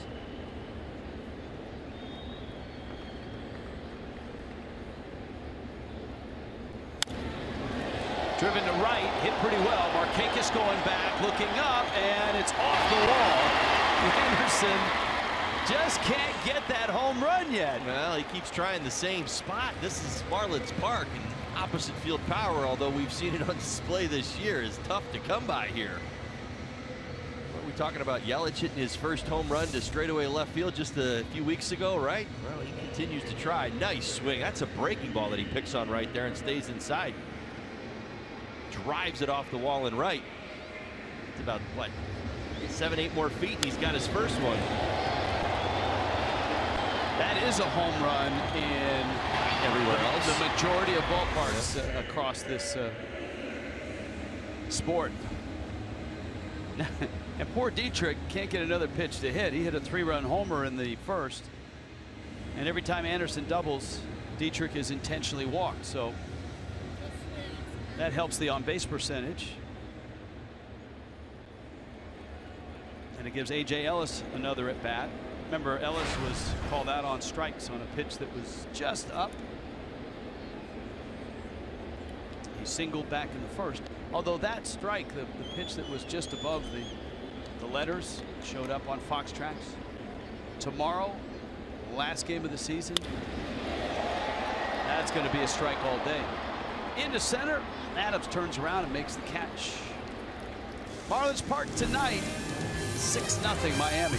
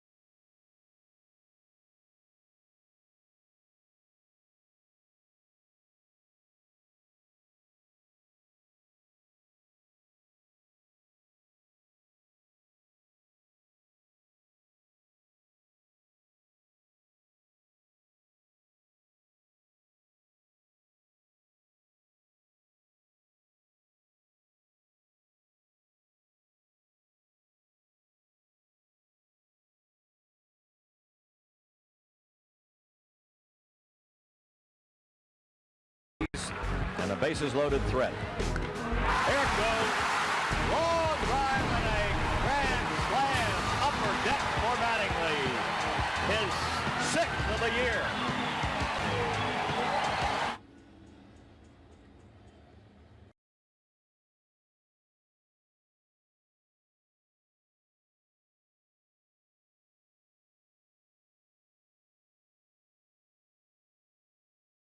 This copyrighted telecast is presented by the authority of the Miami Marlins.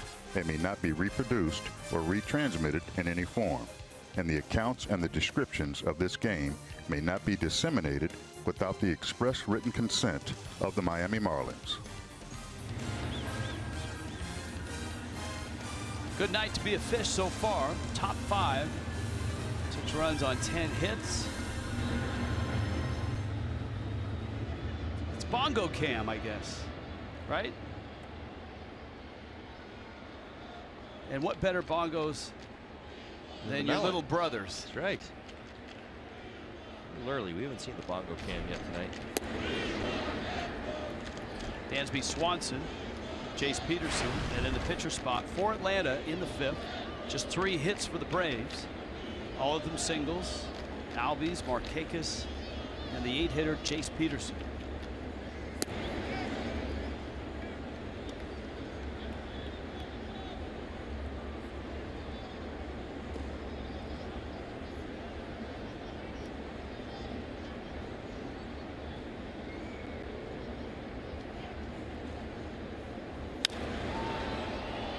Swanson to center. Yelich is there.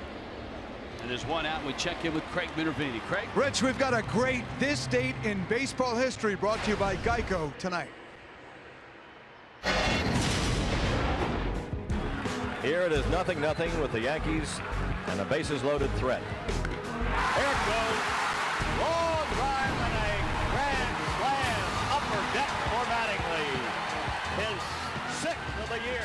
Off Bruce Hurst, September 30th, 30 years ago to the day, Don Mattingly hitting his 6th grand slam of the season, a major league record that still stands. It was tied by Travis Hafter some years ago. Mattingly hit 222 homers in his big league career that was cut short by his back injury at the age of 34. Never hit another grand slam in another part of 14 seasons in the big leagues. That is crazy. And Craig, that was the same season he hit the 8 consecutive homers too. Yeah, he reflected on that today, and his biggest thing was, man, I can't believe that was 30 years ago. His son is 32 now, was just a 2-year-old, and of course Don has a 2-year-old now as well. But that's the thing that, boy, 30 years, it didn't seem like that long ago when he hit that. He's been retired himself over 20 years now from playing the game. And of course, if you followed Mattingly's career, you know that it was cut short with a back injury. Bohr has it. Nice flip. Despaigne gets it. And in talking to Mattingly about that back injury, the one thing he regrets is they didn't know at that point how to rehab it, how to nurse it along, how to play with it. And he said his attitude was just take more swings and it will loosen up. Just give me more swings. And he has said that if he knew then what he knows now about that injury and about the process with the advances in modern medicine and all of that, he would have backed off on the extra batting practice and tried to do a little bit different pathway to staying on the field. Gordon to his left, sucks it up, flips it over in time. Luke Jackson is out. Odrisamer Despaigne has been marvelous tonight.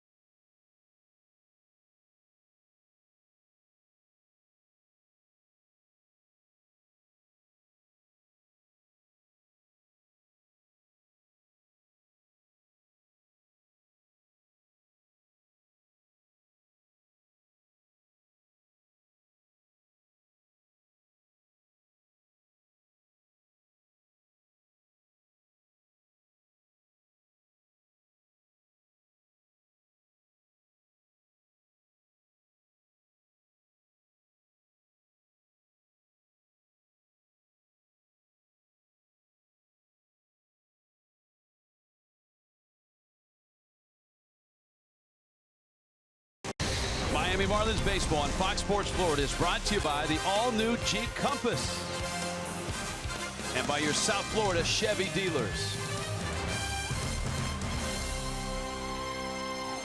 Glad you're with us tonight on Star Wars Night. 6-0. Marlins on top halfway through. And if the Marlins stay at this pace, at least a couple more at bats for Giancarlo Stanton. He's 0 for 3 tonight. Miguel Rojas, Duisamer Despaigne, and D. Gordon for Miami. Rojas goes after a breaking ball. Luke Jackson still out there. Gordon 2 for 3 with a stolen base and a caught stealing when he overslid the bag at third. After arriving before the baseball, that was back in the second inning.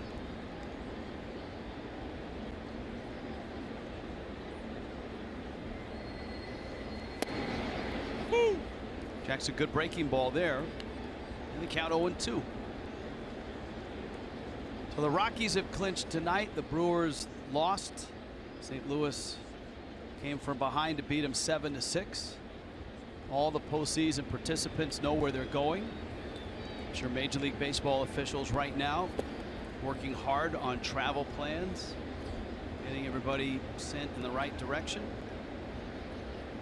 This is a big night for traveling secretaries as well for all the postseason clubs.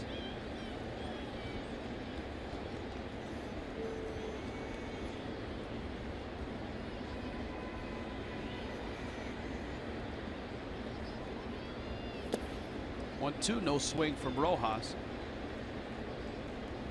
Well, maybe the hottest hitter the Marlins have right now is Miguel Rojas. And we were talking about the doubles. In this hit streak, 8 hits and 6 of them are doubles. Oh, right. And it's not like they're just all going down the right field line or to right field. He's been using all fields. That's what's been so impressive about this hitting streak in this month for Rojas. He's built on something that I believe will play into next year. And that's a base hit into left field.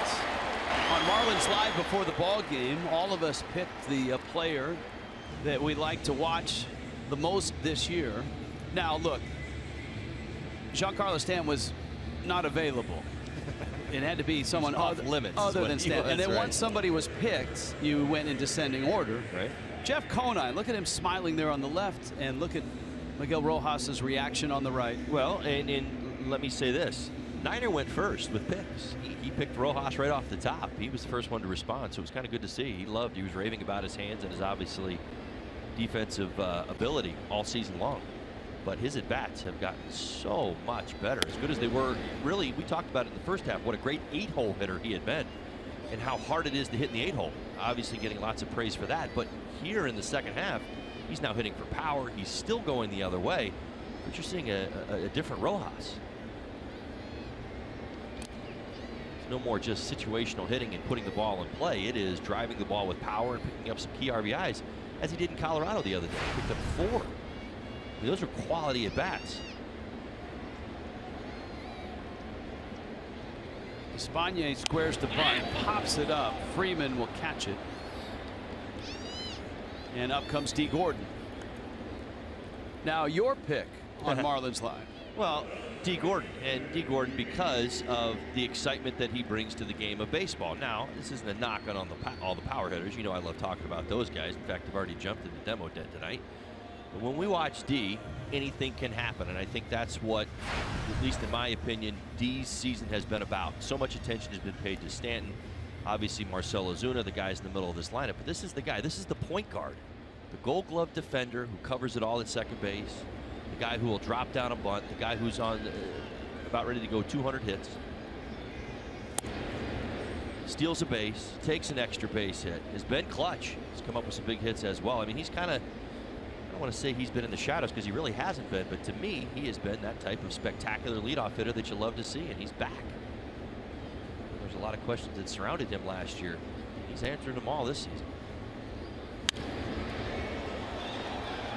D fights that one off. My pick was Justin Bour. I love your answer too. And for Bour, to me, it started in spring training when, remember, Bour was going to get the first base job, and Don Mattingly said we're going to give him a shot to prove himself against lefties, and he did. He hit lefties quite well this year. had never homered against the lefty. I believe he's hit 6 this season against the left-handers. Well, and I think you'll agree with this, and you're right, to the point where, you know, his backup at first base was in a lot of ways JT Realmuto, right? Because that was the idea. The concept that was kind of built into this was that JT Realmuto was going to get more at-bats over at first base in those games. We haven't seen a whole lot of JT Realmuto over at first base other than when Bohr was on the disabled list, because Bohr has picked up his end of the conversation.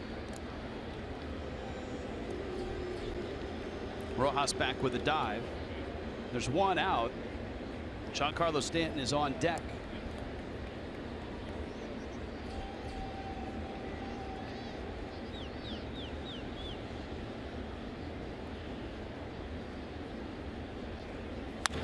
And Gordon pounds one into right field. Number 200 for D. Time to bring up the conversation. Great time to watch it.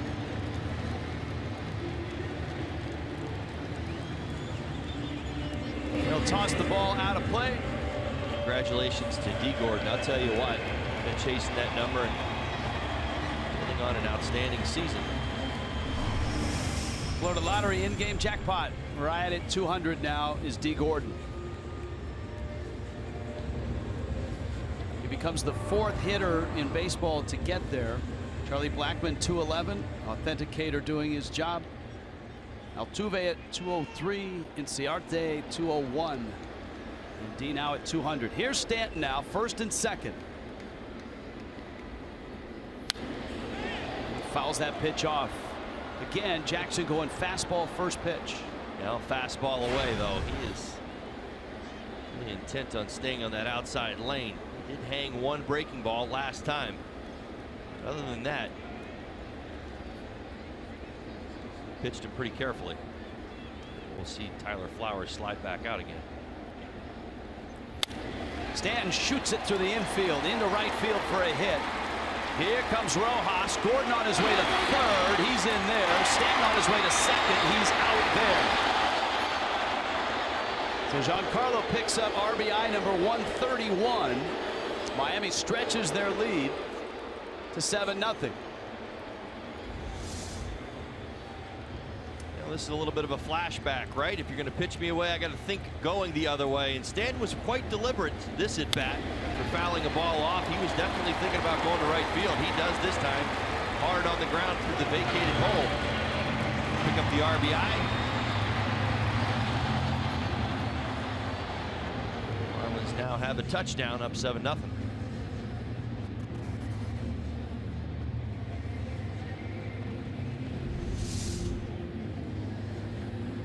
So Giancarlo has an RBI. Miami chases Luke Jackson. And Florida Lottery called to the bullpen.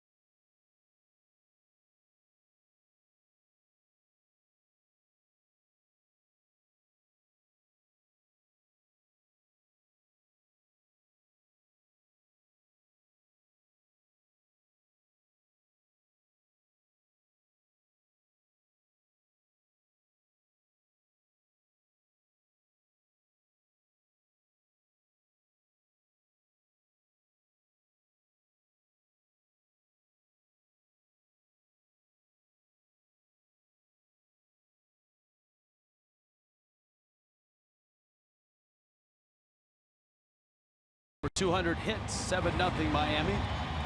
Enter your Lotto Fantasy 5 or all-new Fast Play ticket in the Florida Lottery Game Day Cash Promotion. You could win a 2018 Lazy Days RV motorhome, over $200,000 in cash prizes, bowl tickets, season tickets, and more. Must be 18 or older to play. Play responsibly.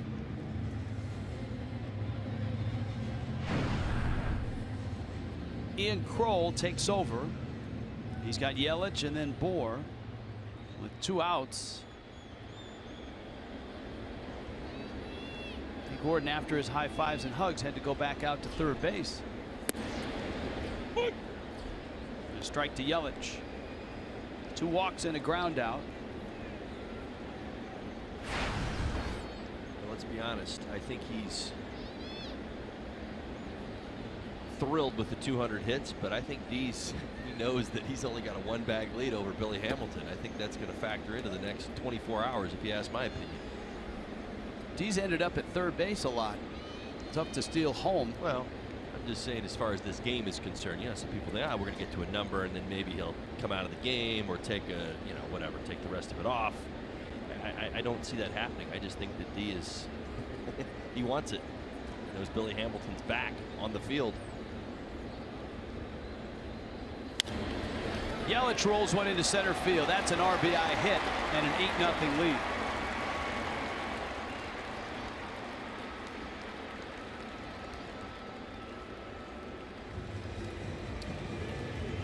'17 is coming to a close, but we're already getting excited about 2018. That's right. Join us next season for matchups against the Yankees, the Red Sox, and opening day against the Cubs. Visit Marlins.com/2018 schedule to check out the full calendar. We'll see you in the spring. Cubs here. March 29th is an earlier start than usual. You see D getting a few more hugs. Next year, there will be a few more scheduled off days in the Major League schedule, which is a welcome thing for everybody involved. Maybe a little easier travel is the hope. A few more day games for getaway days. Trying to eliminate teams from landing at 5 or 6 in the morning and playing that night, either at their home or on the road.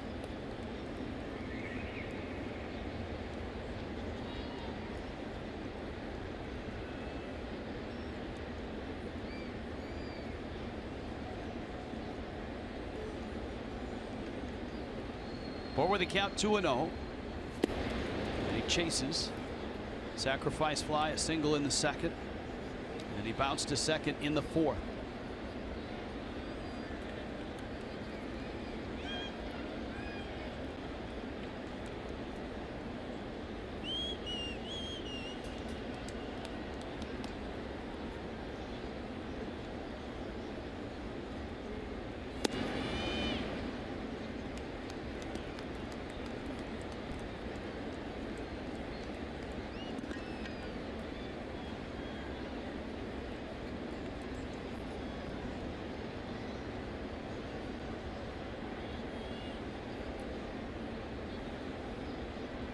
Bohr would love to crack another one before this season's over.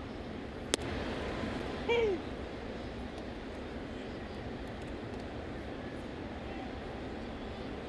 think he's proved a lot of things to a lot of people this year. Maybe some to himself, but I think to all of baseball, a signal that, hey, I am a legit everyday power threat. Bounces it out to second. Albies on to first. In time, Miami adds 2 more. 8-0. Headed to the 6th.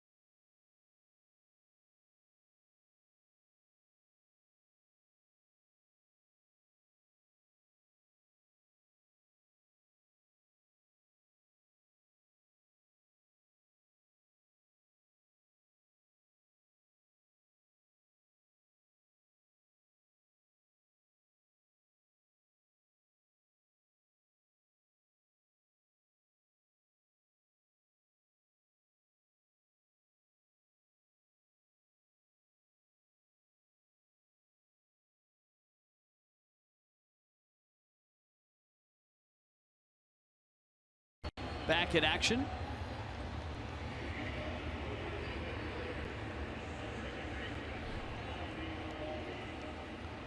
Christian Yelich has had a really nice year, and we've waited so long for his bobblehead day that tomorrow it finally arrives. Albies cranks one foul. Albies wasn't running it initially. There it is. There's your Yelich bobblehead. DeWalt brings it to you Sunday, October 1st. That would be tomorrow for 7,500 fans. Get a Christian Yelich bobblehead.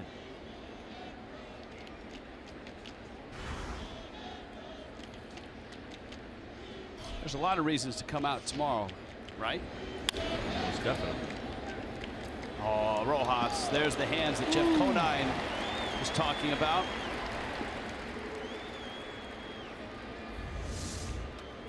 Well, what you love about Rojas, the ability to not only read the bounce, know the runner, know his own arm strength. All of those things matter when you make a play like this. Retreated about a half a step to get the big hop. And a speedy Albies coming out of the box, but he knows he's got the arm strength to still get him at first. He is reliable. Ooh. Tomorrow you could see D. Gordon win a stolen base crown. You could see Giancarlo Stanton take aim at the Babe and Roger. You could see Ichiro trying to set the all-time pinch hit record for pinch hits in a season. And he could end up with a hit. Tied for 21st all-time. Cap Anson is one hit ahead of him. And so I'm sure the Ichi meter will be out before too long in this one.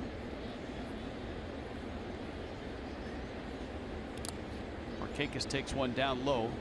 8 runs, 14 hits for Miami. The Braves don't have a run. They've got just 3 hits. And if this is the month of September, if this is an audition for Odrisamer Despaigne, how do you think he's done? I think he's auditioned better than I think anybody else that we would include in that conversation.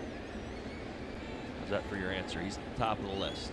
I don't know what tomorrow holds for the Marlins organization. I don't think any of us does, but you're right. I think he's answered all the questions that you'd love to have answered.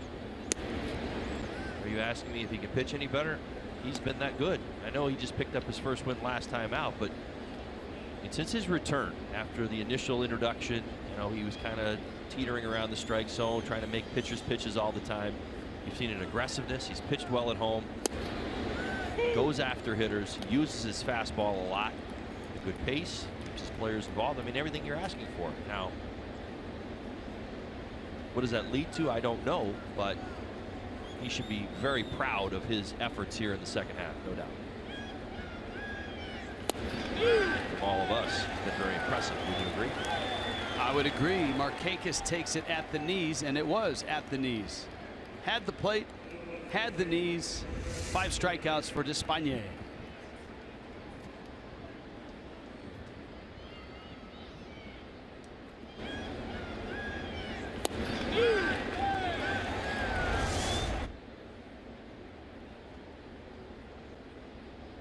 Freddie Freeman now. And Despaigne catches the corner for a strike.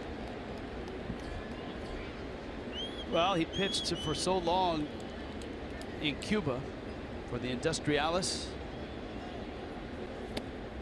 And it's shocking to, and having watched the Cuban national team for a couple of the WBCs, talking to Juan Nieves, that Cuban style lends itself more to breaking balls, pitching off the edges. And the adjustment that he made, which came not necessarily as a request, but more as a challenge. Look, if you want to come back here, you've got to be aggressive. You've got to pound the strike zone. Nieves also, in talking to him, said, look, he's so versatile too. He could fill any role. He could close games. Save this year. He could close games. Yeah. He said. He's answered a lot of questions, at least in my mind. Career high, or not career high, season high, excuse me. 5 strikeouts tonight. Espana, yeah, listen, he's done everything that's been asked of him, and I think he really realized that Marlins Park plays to that aggressiveness. It's part of this, understanding that well. And when you're nibbling here, you're just asking for trouble in a park like Marlins Park because you're just putting runners on base. And it's hard enough as it is. Remember, he's only given up 3 home runs in over 50 innings of work. That's outstanding. In this day and age, it's unheard of. Well, it is. That's right. Ooh, Ellis took that one off the mask.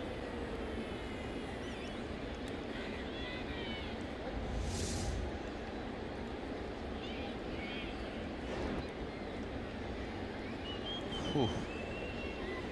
Someday you hope they'll design a mask that, and I know they've tweaked the design, and there's some out there that are more cushioning and absorb the blow better than others, but still, just watching that in slow motion, you could see the impact of the ball on Ellis despite having the mask.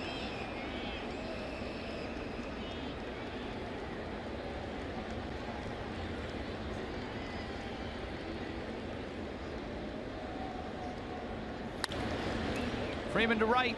Stanton is in, and he's there, and he makes the catch. 6 shutout innings. Princess Leia in the Clevelander.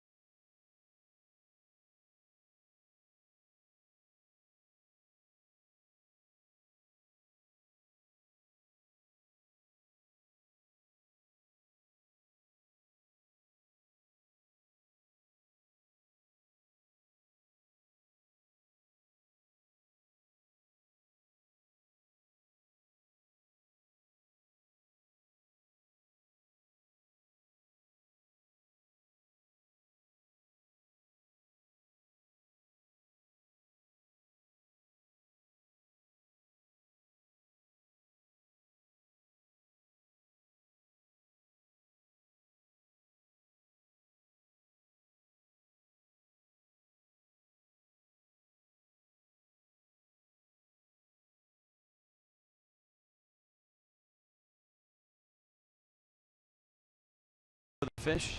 Fox Sports Supports proud to team up with Snowball Express and their commitment to providing new happy memories to the families of our fallen heroes from 9/11. Snowball Express provides an annual life-changing event to make each child feel special. Visit foxsportsupports.com for more.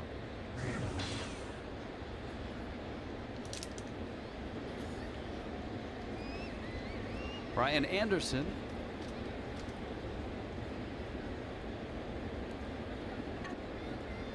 on Star Wars night. Derek Dietrich, A.J. Ellis will follow.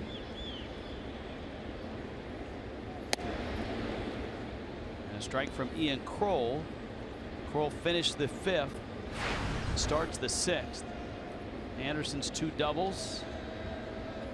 Derek Dietrich a 3-run homer. And Ellis has a single. A lot of offense from the bottom of the order. Miguel Rojas in the 8th spot has 3 hits. Anderson left center field. Peterson at the track, and the kid just gets closer and closer to that first home run. That's his 2nd warning track shot. Tonight, 3rd in 3 days. Picks on a slider from Kroll. It's a pretty good extension. You see the head down, finish through the zone. Drives it a long way. Short of the wall in left center field.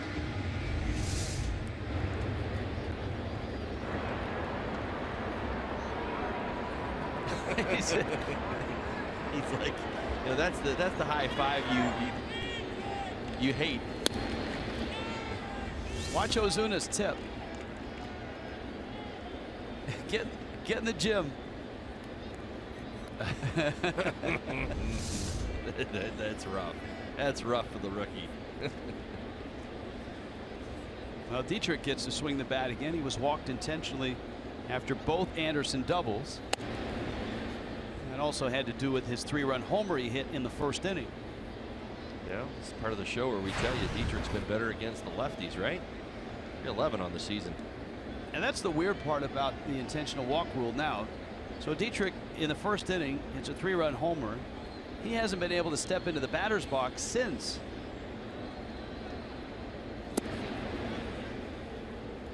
Two of those immediate intentional walks. I don't even know if you get to armor up, right? Put on the elbow guard. Well, he doesn't know the intentional walk's coming, so he's probably ready to go. That's right. It's pretty quick.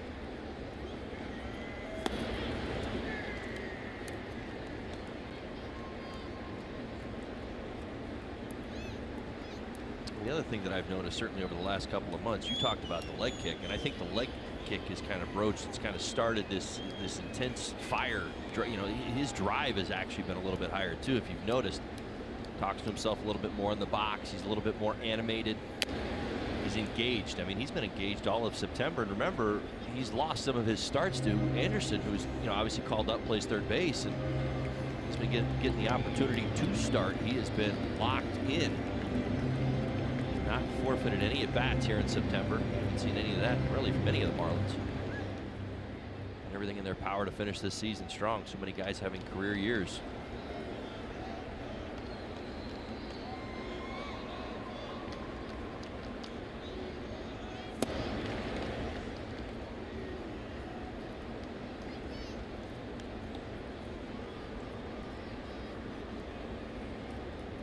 Full count, 3-2.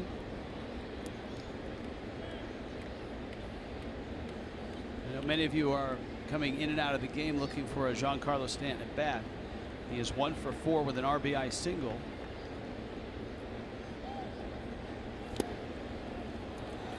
Dietrich swings, misses, ball in the dirt, and he's thrown out. Trying to hustle it down to first. Stanton is assured of at least one more at bat before this game ends. And you would expect he'll stay in the lineup and be in that lineup. Don Mattingly actually toyed with the idea of leading him off, but settled on the number 2 spot. Interesting question. Interesting answer. See if that question and answer is any different tomorrow. I'm curious.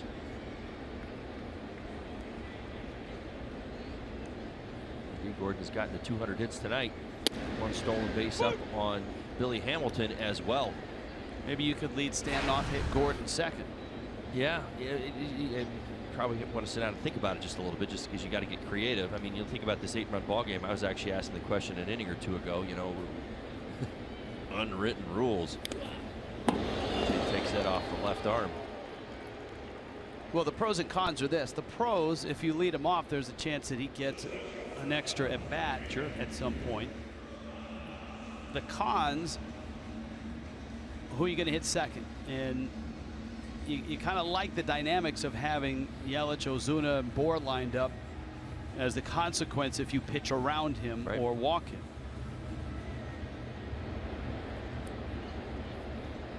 You could you could tomorrow arguably, you know, put D at the bottom of the lineup.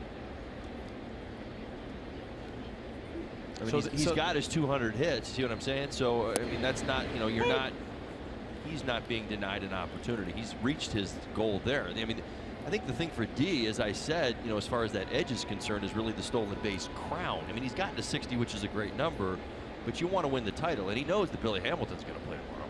And here's the other thing, everybody plays at the same time. So the decision you make now in the game, you have to make for yourself, because there's no sitting around waiting to watch to see if he's in the lineup or. High pop up, no one's there, and it falls.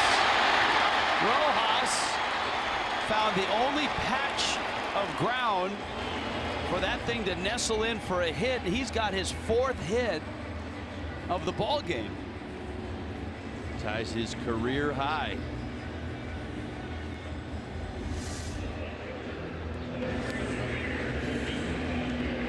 Bermuda Triangle, Rich. We've seen it a few times. It seems to be it here at Marlins Park. Don't see it nearly as much between the left and center fielder, but the right center fielder, the center fielder, and obviously your second baseman. That's the soft spot in the defense for just about everybody this season. Rojas needs a home run for the cycle. Despaigne takes a rip. Now Despaigne has a hit. There's a Rojas, now 16 doubles. And he fulfills the claim that you made the last time Despaigne pitched and hit, in that he was just 1 hit shy of his first multi-hit season. So he's got it now. He has his first multi-hit season. Correct. Thank you for reminding me. You're right. I'll be looking at the time, and solid base hit his last time up to center field, by the way. Not sure what that was, but we'll move on. Down he goes. 8-0 Miami.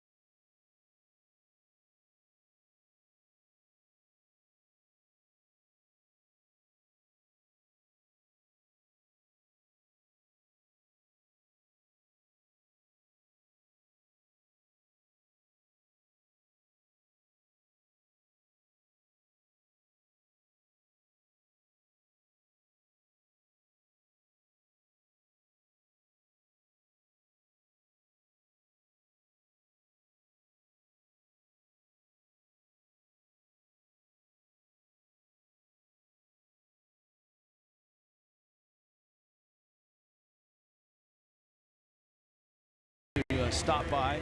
I did offer him some chewing gum on the way out. Kylo Ren is all lined up. On Star Wars night here.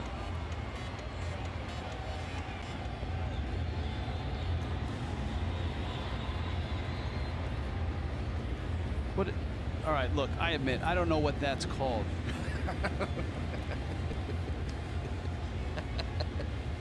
Jango Fett, Boba Fett's dad. All right, I'll take that under advisement. Stormtrooper.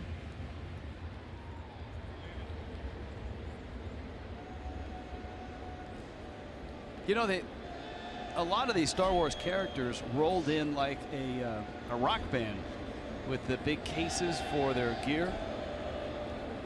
You implying that they had an event before the game? No, I think they probably have multiple events throughout the year. I think this is like the traveling Wilburys of Star Wars. Tyler Flowers to left. And Dietrich's there, and he makes the catch. You think that went through the metal detectors today? No chance. Not the one we go through. No. Otherwise, there would be like a neon green thing tied to it. Right? This is purple today. This, yes. Thank you. Purple. This is cleared security. Lane Adams is up. in the 7th. You'll get a Stanton at bat in the bottom of the inning.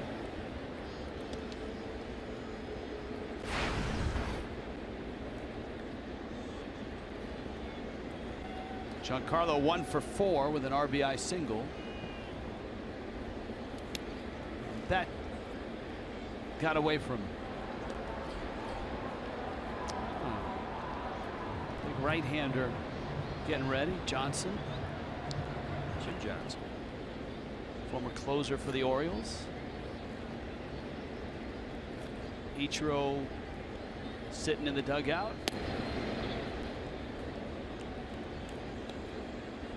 Don Mattingly said the other day that with Ichiro he would probably start a few games here, but he's one pinch hit away from tying the record. So you got to pinch hit him. And he said, you know, if you were on the road,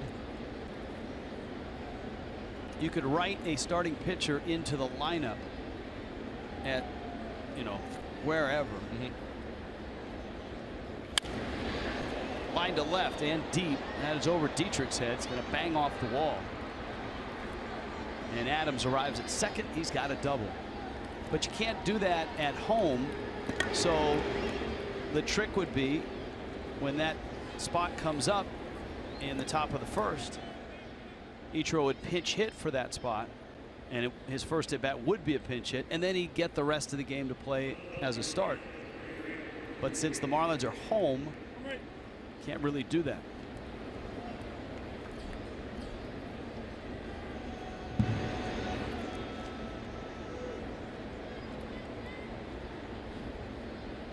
Here is Ruiz. He is 0 for 2.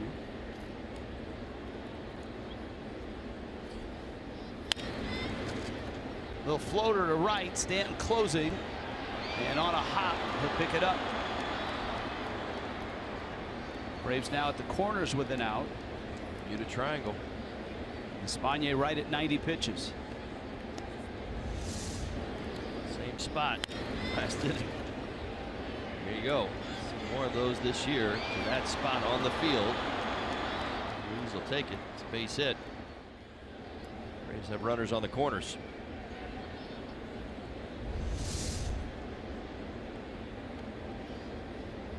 And a Dansby Swanson at bat. Espana had 90 pitches. He's been brilliant today. It's the first real trouble he's been in. No bullpen activity for the Marlins yet.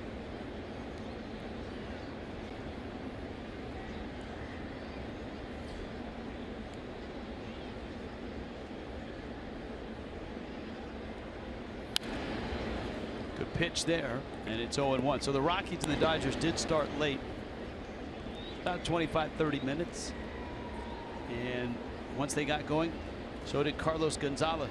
Lefty on lefty homer off of Clayton Kershaw, and the Rockies have a 3-1 lead in the bottom of the 3rd. We continued to talk about that throughout the Rockies series. Some of those Rocky hitters heating up. Talking to the Rockies broadcast team, they said the same thing. Liner to left, that chases home a run. Adams scores, and the Braves have their first run against Espana. 3 consecutive hits here in the 7th. The Cargo home run in Colorado. Jonathan Lucroy heated up as well. I think it's going to be an interesting wild card game. It's a little bit of a different Rockies team. They got that momentum as they've been playing must-win games all week long going into that wild card game. A lot of people had kind of written the Diamondbacks in and on their way to the DS.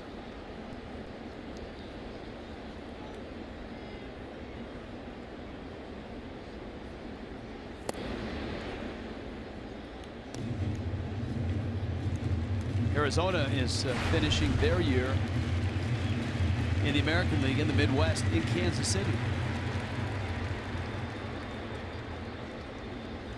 It's got to feel like an out-of-body experience, doesn't it? I mean, this time of year, everybody's playing teams in their division and races are going on. Happens to somebody every year, right? We finished off the year in Kansas City against the Royals.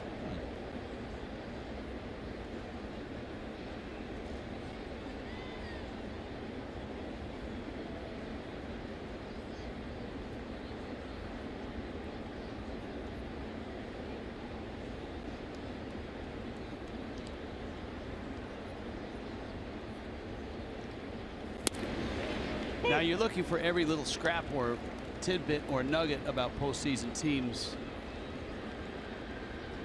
And this one is not a good one if you're a Washington National fan. Max Scherzer left the 4th inning in his start against the Pirates with an apparent leg injury. He appeared to land awkwardly on his right leg during an at-bat, walked around the mound, even stood on the rubber attempting to stretch the leg out before a timeout was called. His manager Dusty Baker came out, Mike Maddox, and a trainer as well. It was a brief meeting and he was taken out of the game. He threw 54 pitches. Remember, he's had neck stiffness. The Marlins saw that. This was supposed to be his final tune-up before the postseason. Change up and no swing for Jace Peterson. That story from Jamal Collier on MLB.com.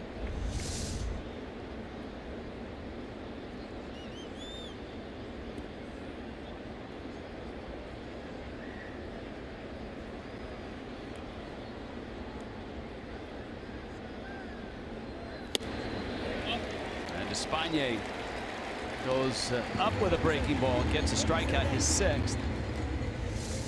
That's a nice pitch. Getting a near swing and a miss on a changeup. Backs up that slider cutter. They're 87 miles an hour. Really nice pitch on the outside part of the plate. Peterson. No contact. See some bullpen activity for the Marlins. And you can see Chris O'Grady has just started to throw. So this is Despaignet's inning to finish for now.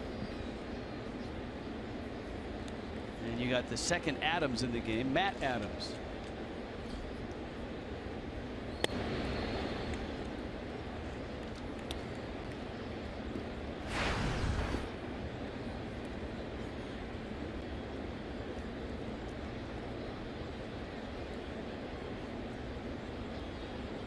Single season high of 20 home runs this year for Matt Adams. It'll be interesting to see what the Braves choose to do with him. They traded for him. Freddie Freeman went on the disabled list, and he was some much needed power and certainly provided it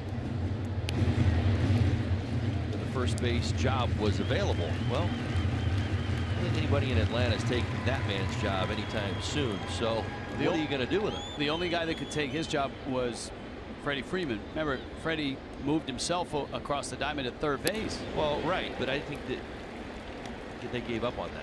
Right. Well, I think part of that is Adams has to continue to rake, right, to push Freddie Freeman across the diamond.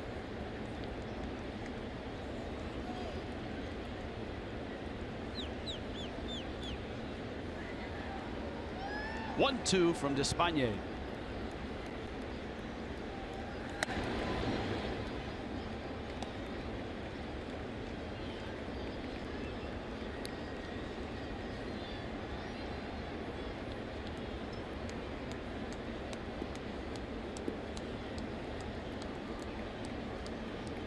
Those first 50 games outstanding for the Braves. The last 50 not so much. Of course, his first 50 games he got 189 at bats. Hit hard into right field. Stanton after it. Round third. Ruiz will score. Swanson stops at second. And a pinch hit from Matt Adams.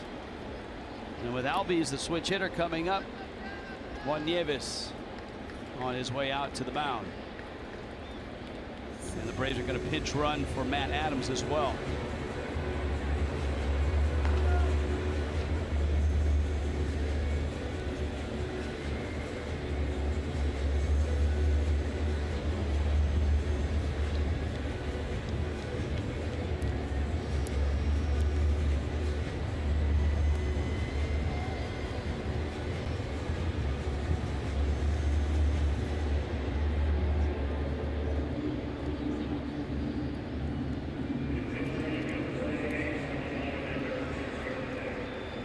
Ender Inciarte is going to pinch run.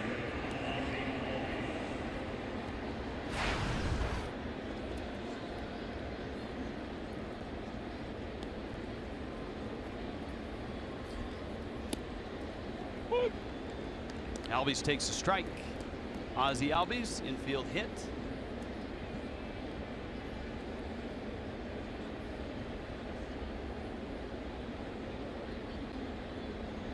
Despagnier's pitch count over 100. Albies little roller up the line, and it took a right turn, hopping foul before Bohr could get to it. An awful lot of trust. I know this is game 161. Certainly don't want to overstate it, but I think it's a pretty high compliment. Certainly some praise for Despaigne. This is the 4th time Albies has been swinging the bat well in this series. That they wanted O'Driscoll to get this out right here. 103 pitches here in the 7th. I know it's an 8-2 lead and all. Still.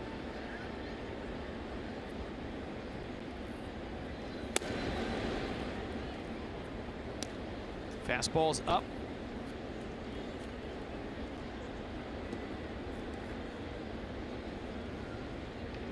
Well, Grady certainly, you would expect, will pitch to Markakis if Markakis gets to the plate. He's on deck. You got Freeman after that.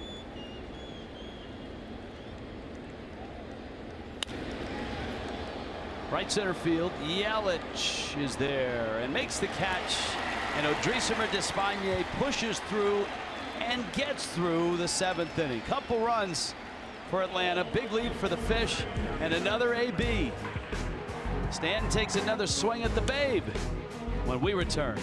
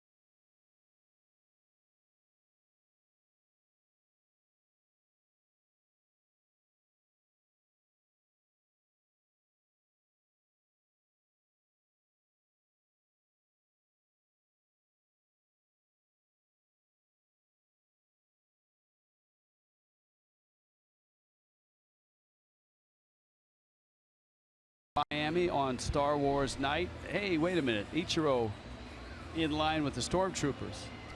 Get out the way. I got to scout this guy. See if Lord Vader gives a. See, if I'm Lord Vader, I'd take a knee in front of Ichiro. Right? Get a hit.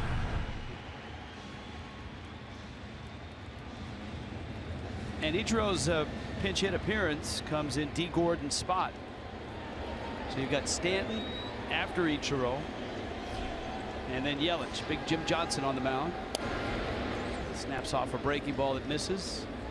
All right, so Ichiro's 1 hit away from Cap Anson at 21st all time. He is 1 hit here in a pinch hit spot away from tying John Vander Waal's record of 28 in a season, and he taps that one out to shortstop.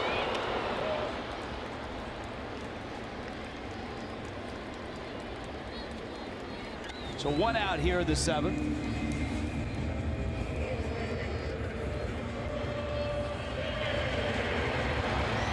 Budweiser bar still packed.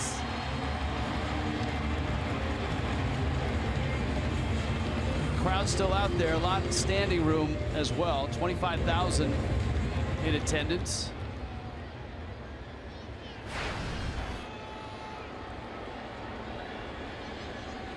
Fifth at bat. Johnson's fastball misses out. Stan trying to tie Babe Ruth on the same date that Ruth hit his 60th. September 30th. Jim Johnson's going to give him a heavy dose of two-seam fastballs. I promise you that.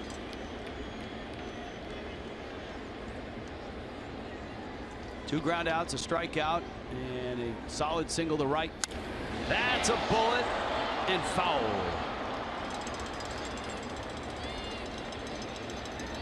Stanton, with the base hit in the 5th, has knocked in 131 runs now.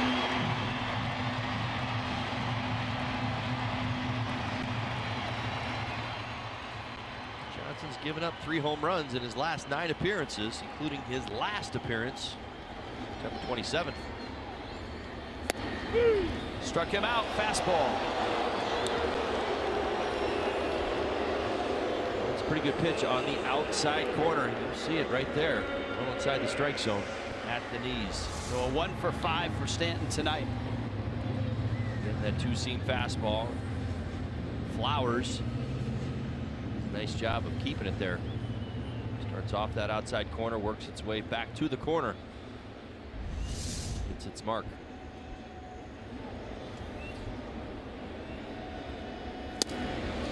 Yelich takes a fastball in. Yelich has walked twice, has an RBI single. 8-2 Miami. There's your in-game box score. Derek Dietrich's 3-run homer. And Miguel Rojas is 4 for 4. A home run shy of the cycle is Rojas. Has a triple, a couple singles, and a double.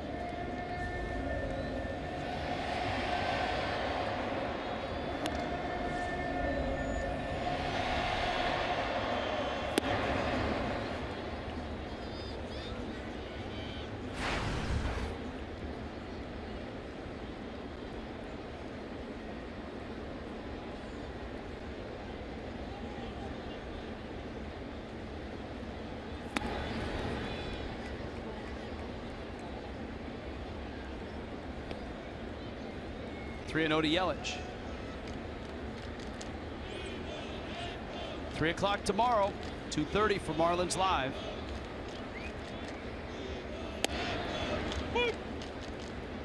Jose Urena looking for win number 15. And Max Fried, righty for the Braves.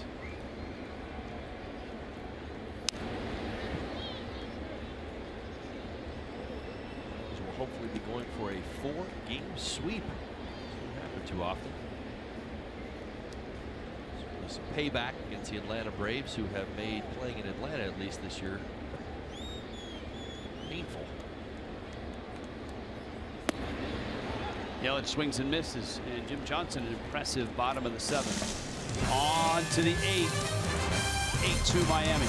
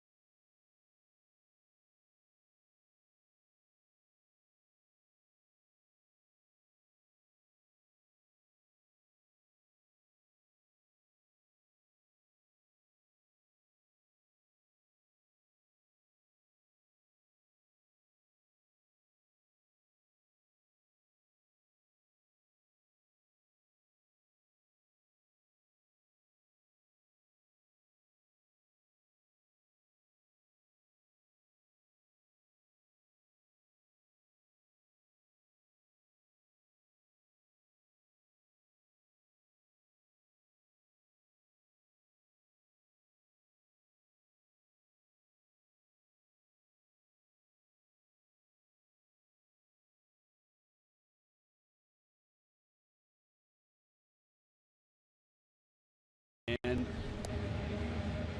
he's got himself out in left field.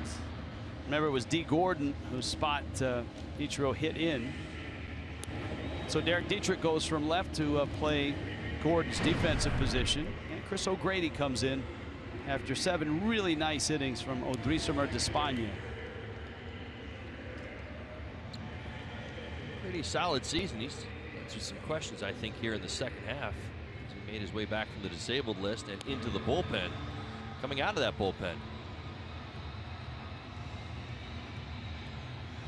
Inside Look brought to you by Toyota, the all-new RAV4. 120 RBI teammates, the last 4 duos, Roland and Pujols, Big Papi and Manny, Alex Rodriguez, Gary Sheffield, and now Stanton at 131, Ozuna at 122.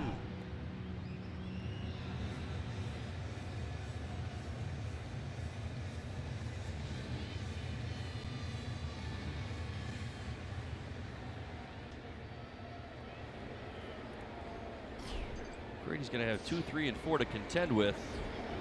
Very good, as I just said, coming out of that bullpen. 6 appearances, 5 2/3 innings. It's going back off the disabled list, scoreless. Nicely done. 5 hits allowed, only a couple of walks.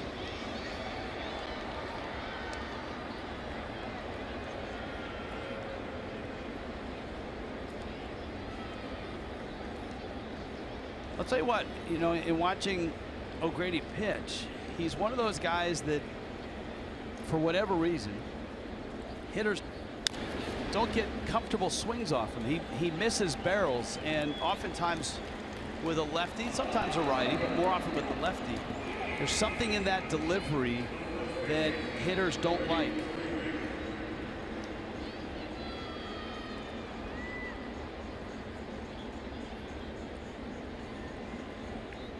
I would agree with that. Cut fastball is part of his arsenal. Good changeup. The changeup has been developed this year. I think he's a nice counterbalance to typically what you see today. He's, by definition, a soft tosser. Doesn't throw hard, doesn't overpower guys, but changes eye levels, pitches in and out very well. Cutter's been obviously a very big pitch for him throughout his career, but the addition of the changeup has been a big pitch for him. Pulled on the ground, Dietrich to his left, little flip on over there. The Braves have just 7 hits for their 2 runs. Miami 15 hits and 8 runs tonight. No, Giancarlo Stanton has not homered. He's 1 for 5 with an RBI single. Derek Dietrich has homered. 3-run shot. 2 doubles by Brian Anderson. 4 hits from Miguel Rojas, including a double and a triple. Even Odrisamer Despaigne had a hit. D. Gordon.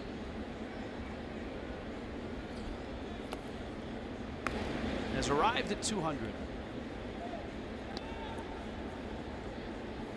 Gordon with a 3-hit night and a 2 stolen base night. So he has passed Billy Hamilton. Gordon is at 60 stolen bases. So that's something to look forward to tomorrow. Not only Stanton continuing to try to chase down the Babe and Roger, but Gordon trying to outrun Billy Hamilton for the stolen base crown. Tyler Flowers sends Ichiro into the corner. Nobody puts Ichiro in a corner. Except Tyler Flowers. On occasion.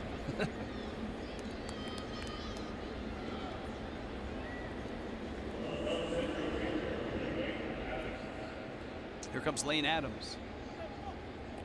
Well, the Dodgers just scored 2 and have tied that game 3-3 against the Rockies.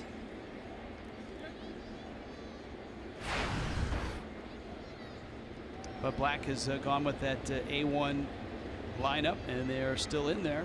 Charlie Blackmon, a couple hits. Nolan Arenado does not have an RBI, so Stanton's 131 leads the National League. That's what I mean about the bad swing and missing the barrel. That swing right there, that cut fastball from the big guy, that just ate Adams up. Well, I think for O'Grady, the first thing we learned about him early on was that he battles. I mean, again, we knew this coming in, that's what he did at AAA really well. He got in the stretch, made trouble for himself. He didn't come unnerved when he was in the stretch. He made pitches. He got better. That's the first thing that we learned about him. Then we learned about his changeup. That obviously he'd been developing it as well. And that's a few of the first things that we saw. From my perspective, as a guy who played this game for over 12 years, he would be highly useful and certainly would benefit if used the right way and not overexposed. I think he would get guys out consistently, because you're right. I think he's a great counterbalance to a lot of what you typically see out of a bullpen. He throws strikes, and he's somewhat below the radar. Good changeup, the cut fastball, 87, 89 miles an hour, and you see awkward swings from hitters, particularly the righties.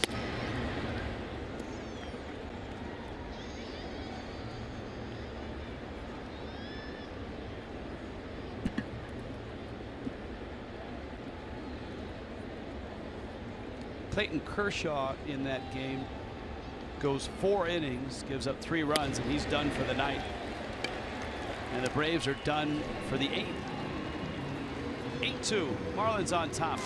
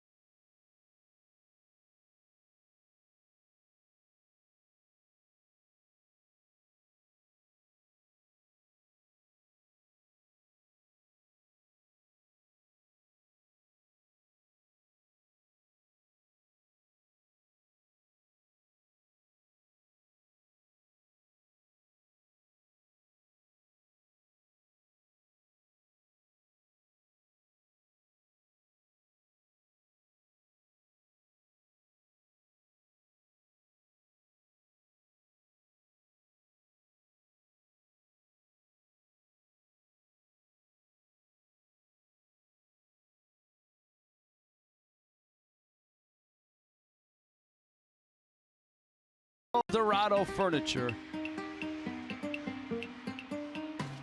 Max Fried, Jose Urena. That's tomorrow. Remember, that is a 3 o'clock ball game.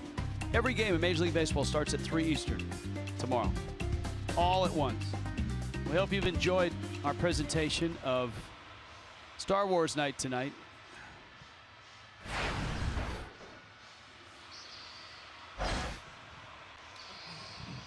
It's just, wait a minute, yours is way better than mine. Yours makes noise. That's way too geeky. I'm sorry. I'm not. I'm not doing this. But yours has sound effects. I know. Have you heard that? I did. It was. Listen. Yeah, mine doesn't do that. Mine's barely got a light on in there, I think. Were you a big Star Wars fan as a kid? Oh, most definitely. All right. Who was your favorite character? Luke Skywalker. It's easy. Really? Oh, absolutely. I went early on. You got to remember. I mean, for me, Empire Strikes Back, Return of the Jedi. It wasn't like the second wave. It was the original wave. Sure. And your kids are into the second wave? Pretty much. Although there's been a little bit more space in the timing of it all. It wasn't when the first one came out, and then the second, and you'd Return of the Jedi. I mean, like, we were all just like all over it. Yeah. Luke was the man. I liked Lando Calrissian. He was the coolest cat. Billy D. Williams wearing a bathrobe. A blue one. Yeah. A light blue one. He lived in the Cloud City. It's true. I mean, he was before his time. Well, right. Who knew that the Cloud would even exist back then? Right. Right? He sold out, though, man. I don't know. I was disappointed, he got Han Solo, man. He had to go into the carbon. I don't know what he was up to, man. Well, hey, listen, I know my Star Wars.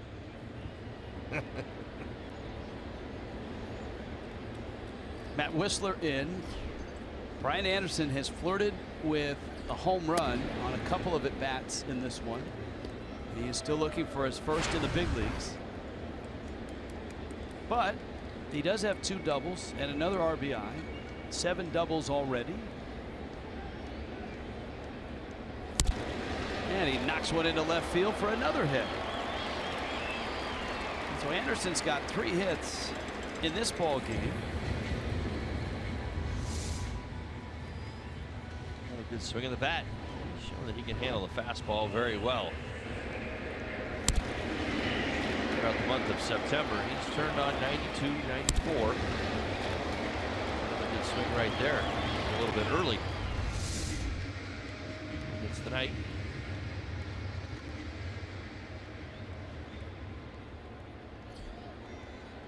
Dietrich 1 for 2 with a homer.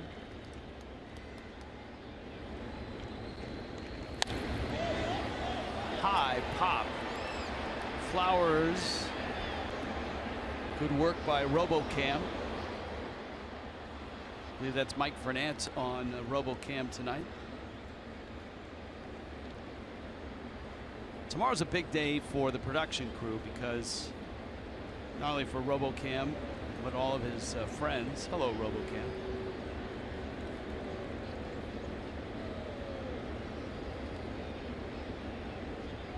Tomorrow is the year-end music video. Marlins Live after the game, music video, outtakes. See Todd Hollandsworth dance. See Todd Hollandsworth pose in his blue steel pose. I have blue steel, although I didn't know most of this was being recorded. That's the thing that you're going to learn. I haven't written off on this thing. Actually, you did when you signed on the dotted line. And tomorrow your realization will be anytime you walk in the booth, someone's watching you and someone's recording you. So you're telling me there's a good chance that year number 1 is going to be a lot different than year number 2 for the year-end video? Yeah, Dietrich is hit. Well, it's been a while since we've seen Dietrich get hit, right? That used to be a daily occurrence. It sounded like it hit that elbow guard. Let's see. Well, it's hunting him the entire time. Sure does. In fact, hits him flush. The ball bounces back. Look at that. You still feel it. It's not as much. Now this is a disappointment. That's not the mark you want to go for tomorrow, right? Well, yeah, I was 5th place, so I guess he's tied for 4th, right?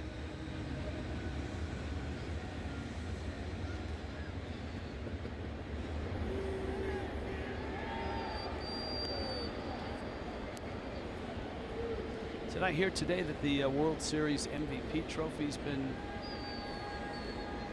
renamed the Willie Mays? That's correct. I heard about that yesterday, actually. I don't know why, but with you.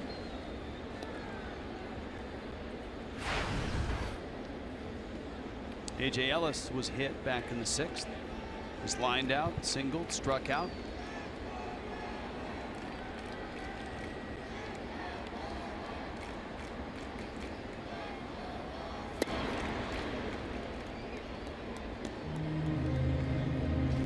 So be with us tomorrow, not only for the ball game, for the Stanton at bats, for the Gordon at bats, and trips around the bases. Last game of the year, and our year-end music video, or end-of-season rollout, as I'm supposed to call it. The Marlins have hit like 9 of these in this series. No dribblers up the third baseline. Ellis has a hit.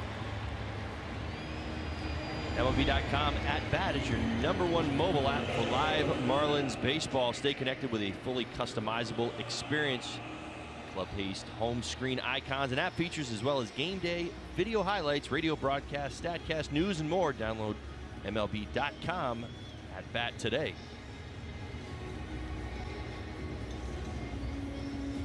All right, here is Rojas. And he arrives with the bags loaded. He needs a home run for the first cycle in Marlins history. Better come out of his shoes. It's the 25th season of Marlins baseball, and there have been no cycles. He's the perfect person to have the first one. An unlikely guy. Absolutely. Completely agree. Your number 8 hitter. Who's homered once all season long and needs the home run his last at bat, right? How about one right down the left field line? Fair. He came out of his shoes and he just missed that one. He lifts it high in the air to shallow left. Peterson is there. And he gave it a run. Hey, valiant effort right there. He was thinking right along. Everything we just talked about. It's okay. This pitch up. He was on time. Ay, just missed it. That's all it is. Look at that reaction. How quick those hands were. He got him in, got the barrel to the ball. Just missed it. Good try.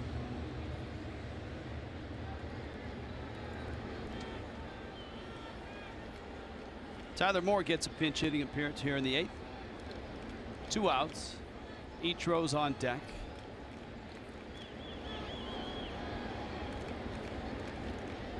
Miami trying to wrestle win number 77 to the ground here and hand Atlanta their 6th straight loss, which would equal their season high.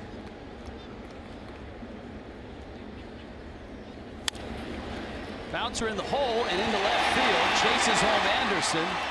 Dietrich around third will hold there.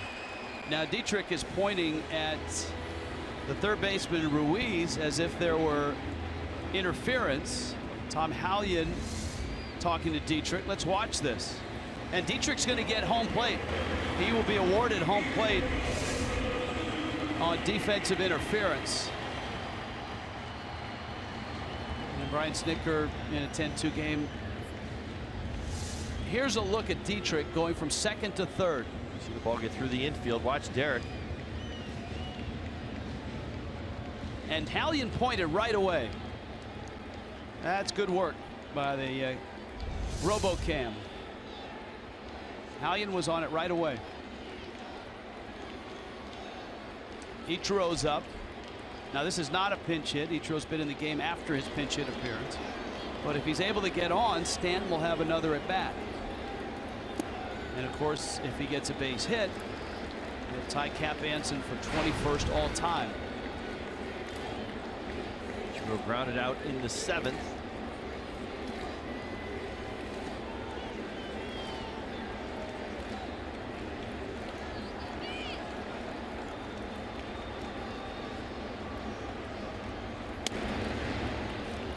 Fastball's out from Whistler, and it's 2-0.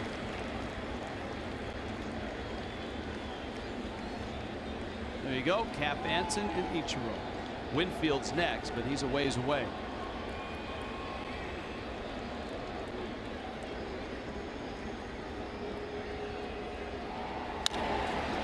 Ground ball. Albies has it, flips to first, and the inning is over. Well, tune in tomorrow, kids. 10-2 Marlins headed to the 9th.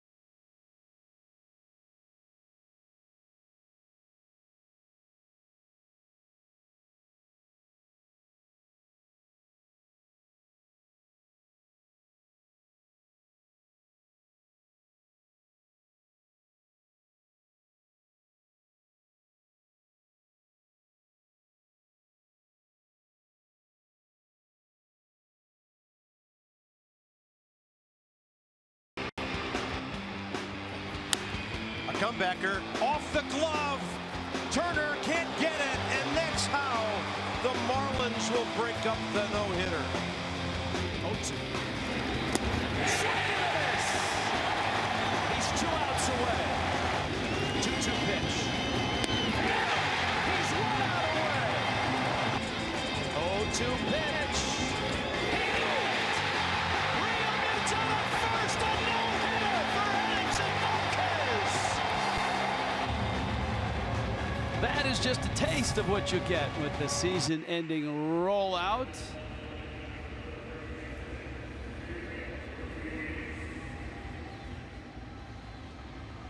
Hey, it's his night off, right? Marcell Ozuna having a good time watching tonight. Miami's up big. Ichiro's in right field. Tyler Moore out in left. Brian Ellington, as you saw, is on the mound. Rio Ruiz at the plate. Stanby Swanson, Jace Peterson. Ellington's first pitch is foul back and out of play. Our Florida Lottery called to the bullpen. Brian Ellington. That ERA sits at 7.5.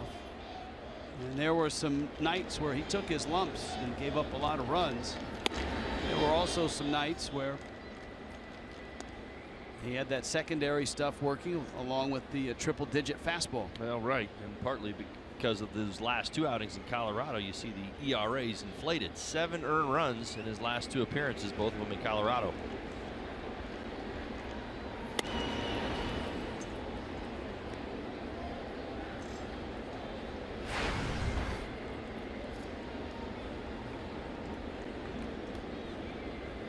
Nobody's going to argue with the stuff when it comes to Ellington. Now it's the command of the stuff.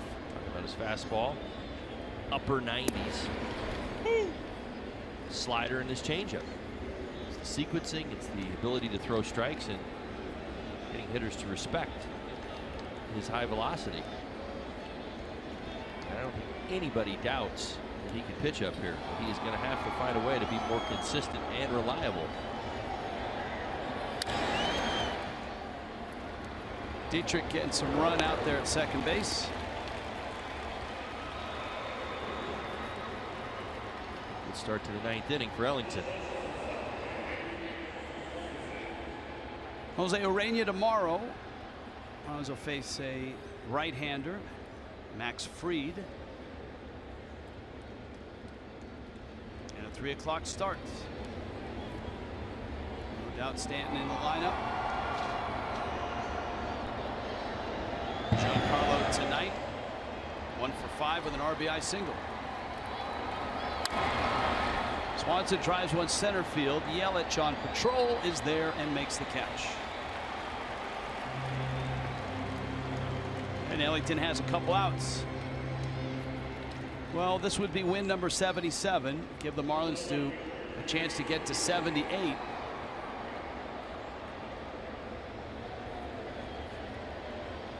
It would take a 4-game sweep, but they're just about 3/4 of the way there.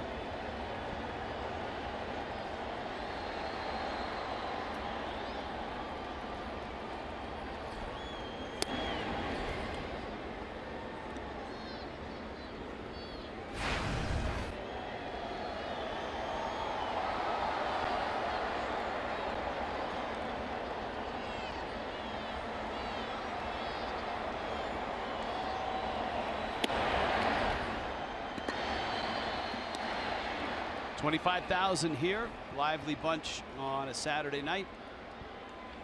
We expect a pretty good crowd tomorrow as well on Sunday. Christian Yelich bobblehead day.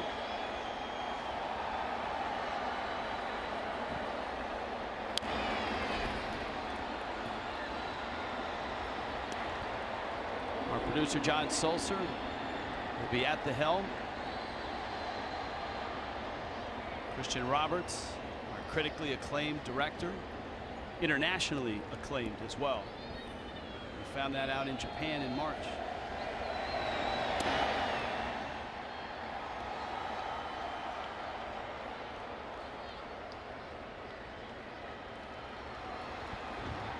Ken Lee, our graphics coordinator.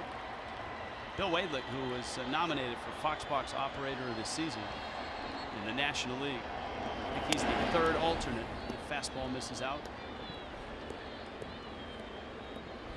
Cassie and Chimmy in the booth.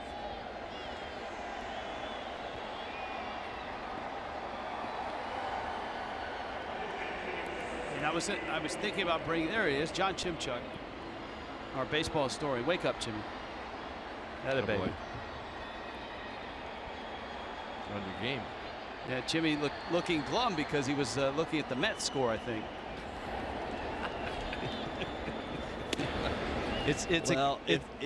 Go ahead. It's an interesting dynamic to have a not only a lifelong Mets fan, but a Mets encyclopedia, right, or Wikipedia for the kids, as your baseball historian. But he does a terrific job for us. That's why he is up for Baseball Historian of the Year, is that he's brought his A game all season long despite the Mets. That's a good point. It's been a bad year, hasn't it? Sounds like sweeping changes coming in New York as well.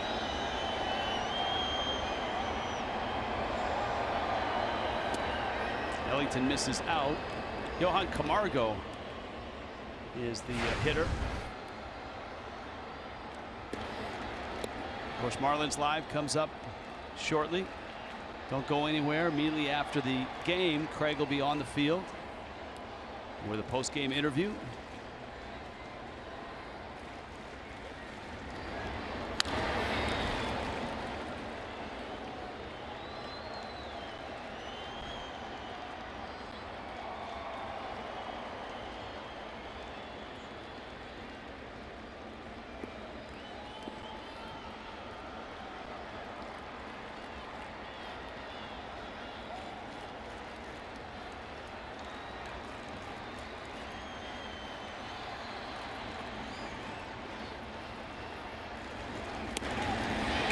Ellington finishes the night with a changeup.